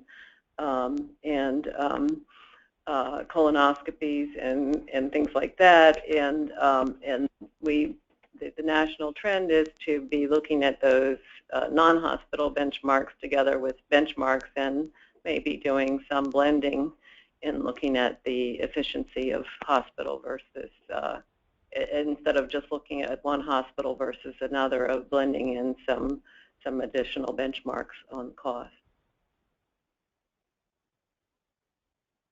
I had timelines here, so we are starting with Sorry, I'm wrestling with my microphone. Just I want to understand that comment. So looking at efficiencies, is this, I think what I heard you say sounds like site neutral to me. A little bit like, is the efficiency of an outpatient visit in one setting the same efficiency as an outpatient visit in another setting? Is that what I'm hearing? Site neutral is something that is being looked at by Medicare and also by some payers, but I don't think I would really go quite to that level. I think it's more, I'll call it more commodity items in a sense, in terms of things that are relatively simple procedures, not more complicated procedures, but fairly simple routine procedures, and thinking about whether there should be some non-hospital benchmarks incorporated into efficiency measures. If you, for example, if you have a hospital item at $2,000, but it's being produced routinely at $500 outside of the hospital, then do we want to incorporate some of that into the efficiency analysis, so that we don't give hospitals who do a lot of outpatient procedures inefficiently a higher ranking on a comparison than hospitals that don't. Well, I'm sure there will be a lot more discussion on that particular item, but I just wanted to make a note that at least for a few high volume areas, it's a thought that we're going to look at. Thanks for the explanation. So I think we're envisioning sets of measures, not only one measure on efficiency, and different applications of that measure. And for different policies, we would look at the combination of the information we're glancing from those. And in terms of the timelines, initially we thought we will focus on the ROG, since we have available data, and resolve the issues around DISH and the IME quickly. And then, based on these comments, we probably would move the hospital per capita and total cost on similar timelines, hopefully, or at least, we may shorten the total cost time frame depending on the progress we have on the hospital piece. I also wanted to say, we are interested in the bundled cost or the 30-day episode type of things. But that, I'm hoping, will come out from our strategic discussion a little bit too, to give us a prioritization and sense of hospitals' perception on how useful that information. But currently, we didn't prioritize the episode because we thought ultimately we are interested in a per capita based cost for this measure. that takes us to the strategy. Right. So I don't want to read this word for word, so I'll skim it and sort of walk through it pretty quickly, because we really want to have a good discussion in the time that we have left, and there'll be time to continue this at the next meeting. So we did frame the strategic work so far in terms of the triple aim with improving the health and patient experience, improving population health and per capita cost. So within that rubric, which is also what we're using for the new all-payer model as our end game, our goal, our end goals, we know that we have to push out from the walls of the hospital. We really have to extend our measurement concept. Our constructs have to be more global, and certainly illustrated by this discussion of efficiency. It's sort of like a mini model of how we have to think about the whole system. And also, we think patient engagement and patient-centeredness are really very central to achieving this triple aim. So with that, the hospital measures, we know what they are. We talked about them. A nearish kind of middle term priority there is to expand mortality measurement to a longer time frame, a 30-day time frame perhaps, and then look at certainly outpatient measures that we aren't not included in our quality measurement strategy right now. There are some in the pipeline, but we're not using them for payment at the moment. There was a strong consensus about chronic care focus. We recognize people with chronic illness have multiple illnesses, and that follow-up and engagement in care is very important. We do have some ways to measure that using CRISP and some other data sources, but for chronic care, we believe that care planning, measuring things that are important, measuring care plans that should be done, functional status may be very important to people with chronic illness. If you can't take away the illness, then functioning becomes, is very critical. And medication management was also mentioned there. It's a very important concept to measure. For readmissions, risk adjustment is important. Things like age, area deprivation index were brought up, there is a subgroup on that right now. That's an index developed by Singh from HRSA that looks at 17 data elements measured by the census, and it measures at the census block level. So it's a small unit of measure. And then the population health improvement. Right now, we only do prevention quality indicators. Those are avoidable admissions, and that's the ARC measure that we use. What are some other measures of population health that would be very important as we move forward? Infant mortality is one, but what are others for consideration? Reducing per capita cost. I'm not going to go through this measure because Chile just did this one. And then for all measurement areas, behavioral health, either as a primary driving force or a secondary condition with other medical conditions, impacts the whole picture. So how do we get at this issue? And we don't have two of our behavioral health representatives here represented at the meeting today, so we need to circle back on that issue. Geographic boundaries are artificial for patients. How do we overcome that? Attribution is really hard. We just talked about that issue. Patient engagement is critical. We had discussed maybe a patient-centered measure pilot if we come to some measures that we could perhaps undertake. This is sort of like a brainstorm, so forgive the free association here. Also, should we consider bundled payments, comprehensive sets of measures? Should these measures be different domains for a single condition, or should we measure by domain? And what are the available measures that we're not taking advantage of already? and such as the EHR measures and those used by HEDIS.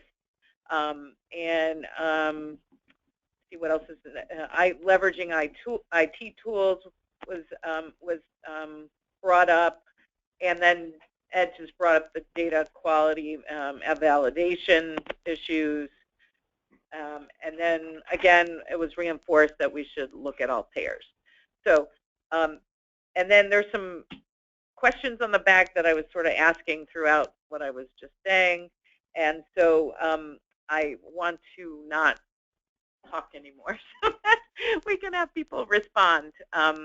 And in terms of, I think, what do you think are priorities that really come to the fore? A quick question about the mortality measure that is going to be extended to 30 days. Will it also be risk adjusted? Okay. And so another question to add is how we got to make sure what should be risk adjusted to these questions here, which are what should the programs look like in 5 years? What does the measurement strategy look like? Is it a domain, or is it specific clinical topic areas like a particular orthopedic surgery that encompasses a bundled set of domains, for instance, including cost and other domains? And should it be a composite measure for all patients or the condition-specific patients? And then how do we better engage stakeholders in the conversation? I do think that the mortality measure moving to 30 days makes it exponentially much more complicated to calculate severity adjustments. So maybe that's, I'm looking at you because that just sounds like something you could perhaps help us with. But in my experience, it becomes very complicated with all the other factors that the hospital can't control. So just to briefly, and I know we don't want to get into the discussion, the risk adjustment generally is based on the condition of the patient on admission. So what follows is not really incorporated into the risk adjustment model, because the patient's condition on admission is really what's the most important factor in adjusting, even though it goes beyond to 30 days. But the risk adjustment model generally takes into account of the types of measures that I was talking about, the patient's condition on admission and in the first 24 hours. Except once you move to 30 days, the condition at discharge becomes an important factor as well. But that's not reflected in the patient's condition when the treatment was rendered. Yeah. So those are not taken into, yeah, it is. But I think that's the one that struck me that would need some work, some further definition.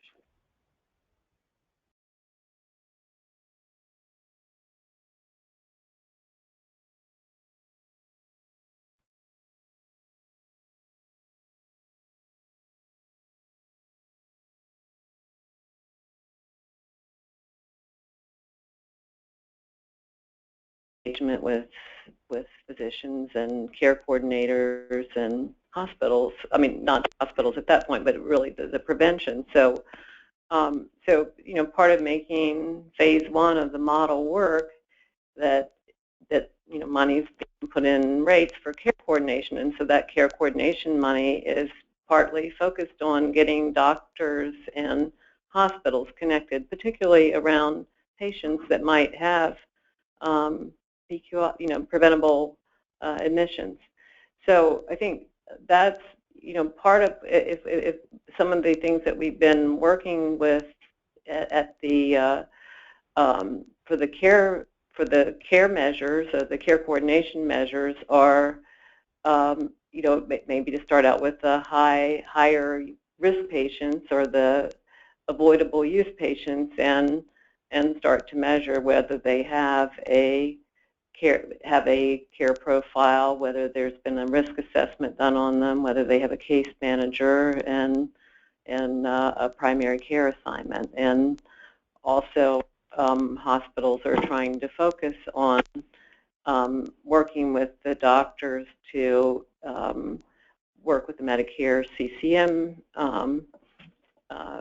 fee scheduled so that the doctors can get paid for chronic care management. So it would make the doctor financial model more attractive when we're trying to ask doctors to work with the hospitals on chronic care.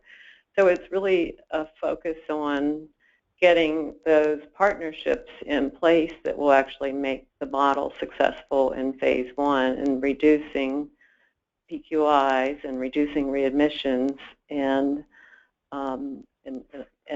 those are some of the, and a lot of that will really rely on CRISP as well as some other data to make that happen. And folks have been talking about having proactive patient engagement, so that, not that we have a specific plan, but how could we actually work more closely with Marylanders to have them proactively select, if you will, a primary care physician, for example, so that that there could be more proactive engagement. I think a lot of what you just described, though, the number one question on here was hospital pay-for-performance, and I'm not sure we're really talking about hospital pay-for-performance anymore. We're talking about population health now. We've moved well beyond, in 5 years, hospital. The hospital is going to do the episodes, the procedures, the whatever, but what we really want to focus in 5 years is the total cost of care for a population and how we assign a population to a either group of providers or a hospital and a set of docs, or however that arrangement works, so that there's responsibility for those patients so that all those things can be done that you just described. Because without the tie between all of the providers, the hospital, the nursing homes, the physicians themselves, I don't think it's going to work. I think ultimately we need to get them all together. The difficulty is getting the population assigned to the individual groups of physician providers, hospitals, et cetera.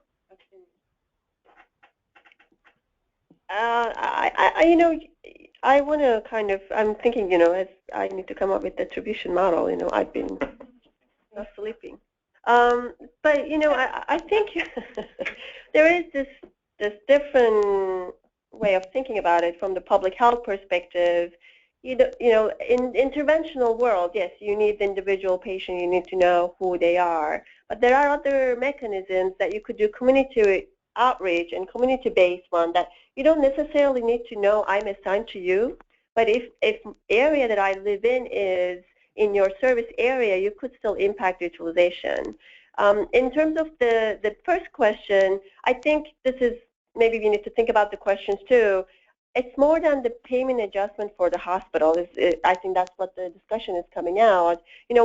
How do we measure hospital performance in this new world? And that's clearly linked to the other one. That's the first question. Second one, which measures do you adjust the hospital payment for? And I think we've been in the quality world, we always had that distinction. And it rested on mostly about the quality of the measure, is it reliable, those things. But now I think it's more about accountability. How do you assign, what accountability do you assign to the hospital? And all our hospitals assumed risk and accountability more than the hospital piece right now. Right. So I think what you're saying, and I'm definitely agreeing with you, is that even now, hospitals are more accountable for population health because it's total cost of hospital care. So we need to think about how to incorporate more measures at the earliest stage possible that are good measures, and try to make those measures some of the same ones that the primary care physicians are being measured on, so that we can be working together to improve the same measures with our primary care partners or our nursing home partners. Here are the outcomes and quality metrics that we could be measured on together, so that we're facilitating the integration of work toward the same outcomes objectives. So I just want to raise this issue because we're talking all payer. Right. So, and I'll use myself as an example.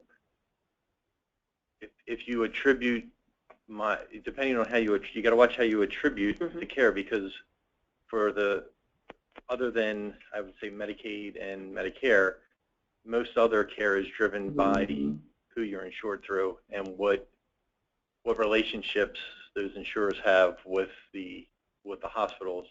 So attributing someone to a hospital based on where they live gets very dangerous. And the other thing too, and even if you do it based on where they're receiving care, plans change, right, and contracts change. So I just want to raise right. that as something that we need to. I think that's kind of linked to the measure at the end. If you are trying to measure still an individual outcome, like patient outcome, I agree with you. But if we focus on community-based outcomes, that I'm hoping Chad will have more input into it as we move along. If you think about it as a community health, and maybe then it's not a responsibility of a single hospital, in where you have the majority of the patients are going into 2 institutions, 3 institutions together. You know, we need to think that through. I completely agree with you. It depends on the attribution. I just wanted to make sure that in our understanding, I've been thinking about it is going to be a challenge to attribute one patient to one single hospital. So I think as we think about outside of that constraint, the more it will be helpful for us to think about some creative ways of thinking about this issue. So I think I've just been looking at a map, an zip code overlap map, and the vast majority of Maryland has a single zip code, a single hospital having more than 25% market share is low. So it gets to be, you know, that's why we ended up with virtual patient service areas and virtual market shift calculations, and we may end up with virtual attribution. I mean, I think that's, you know, what we want to start working with. And it also is, you know, it's an attractive concept. The virtual attribution is an attractive concept also because tertiary and quaternary care does not get attributed to hospitals and doctors that aren't really working on those patients. And so there's some attractiveness to the virtual concept that we've been using with the global budget. It's Albert coming on at the very last second. I think that the concept of leakage of patients, which I think is very common for all of us, perhaps more common for some institutions than others, is still, you know, sort of a little bit of a measurement conundrum, so I think we should think about it. And I have a non-attribution question. So, so I just wonder if there's any opportunity, I'm not sure if this might already be being done, of stratifying some of these measures across key socioeconomic demographic groups to start looking, not necessarily linking it to payment, but really start looking at where are the disparities, and over the course of long term, can we start thinking about the triple aim, including an element of equity? So I think in this context, you've got a measurement sort of issue. What are the measures, for example, that can be used in a population context, and what are the key stakeholders? But I think the key issue is that the lever that the Commission has is payment, and that's only directly tied to the hospital but not to the physician. And so that is one lever that is going to have to be used in this context indirectly through the hospitals, and they reach into their medical staff, and certainly some have better reach than others and the coverage that they have. And so that is obviously one of the big sort of issues that if we're going to do this on an all per capita statewide basis, how do you create that lever that change behavior for physicians? What is the incentive or the risk that physicians have to be, you know, fully engaged in the process? And I think that's one of the things that we're starting to, or continuing to look at, and actually we've been working with Maryland Hospital Association and MedChi and some others to get waivers, hopefully, for the state. It's been a haul, but get waivers for the state on pay for outcomes and pay gain sharing, where hospitals can make payments to physicians when quality improves and avoidable utilization is reduced or avoidable cost is reduced as a result of that interaction. So that's one thing that is going on, but also trying to link that to the economic incentives that the payers are putting in place. So if we can link that to the hospital and the physician to things like patient-centered medical home concepts or the Medicare chronic care fee. So those are areas where we can definitely improve population health if we have more primary care physicians focusing on chronic conditions, for example, or primary care practitioners or cardiologists or whoever is really taking care of that patient. And by linking the hospital performance measures and with the doctors and with CRISP, of trying to make that work together so that we're taking into account, and like Trisha is talking about, taking into account what the payers are doing in designing the hospital policies. If I could say, one of the ways that and I'm hospital-centric in the sense of my experience and knowledge, but in the last year or two, in the sense of even trying to look at the quality metrics that we have now and how do we engage the folks outside of the hospital and the physicians particularly, you know, the whole idea of going to the clinical areas has a huge benefit in the sense of it takes off the metric that it's the hospital metric and it becomes the patient care metric.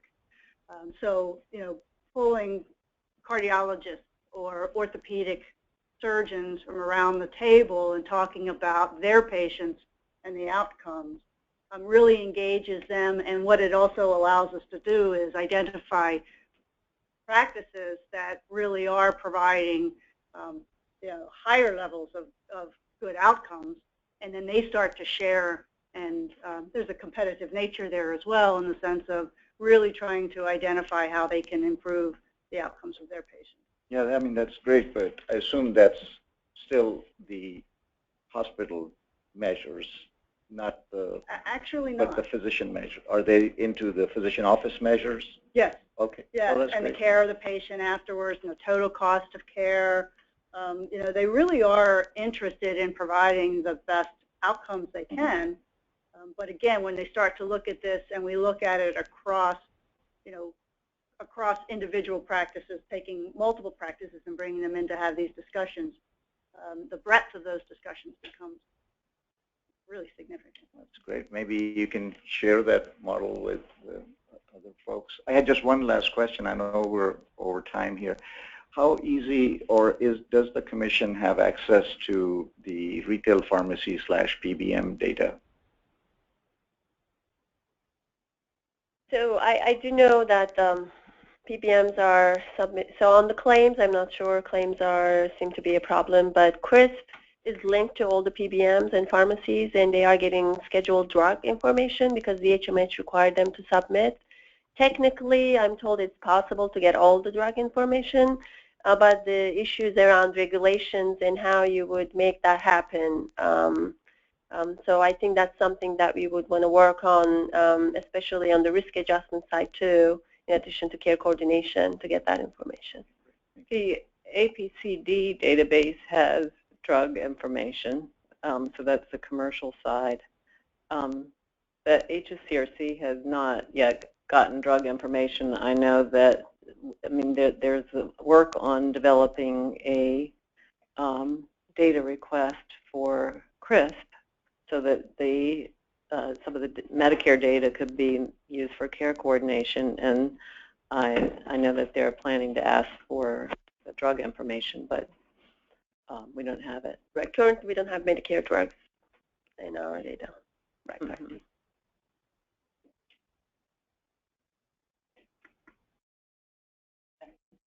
I think, Dr. Butt, you mentioned more overtime, so I think we can we'll conclude the meeting then.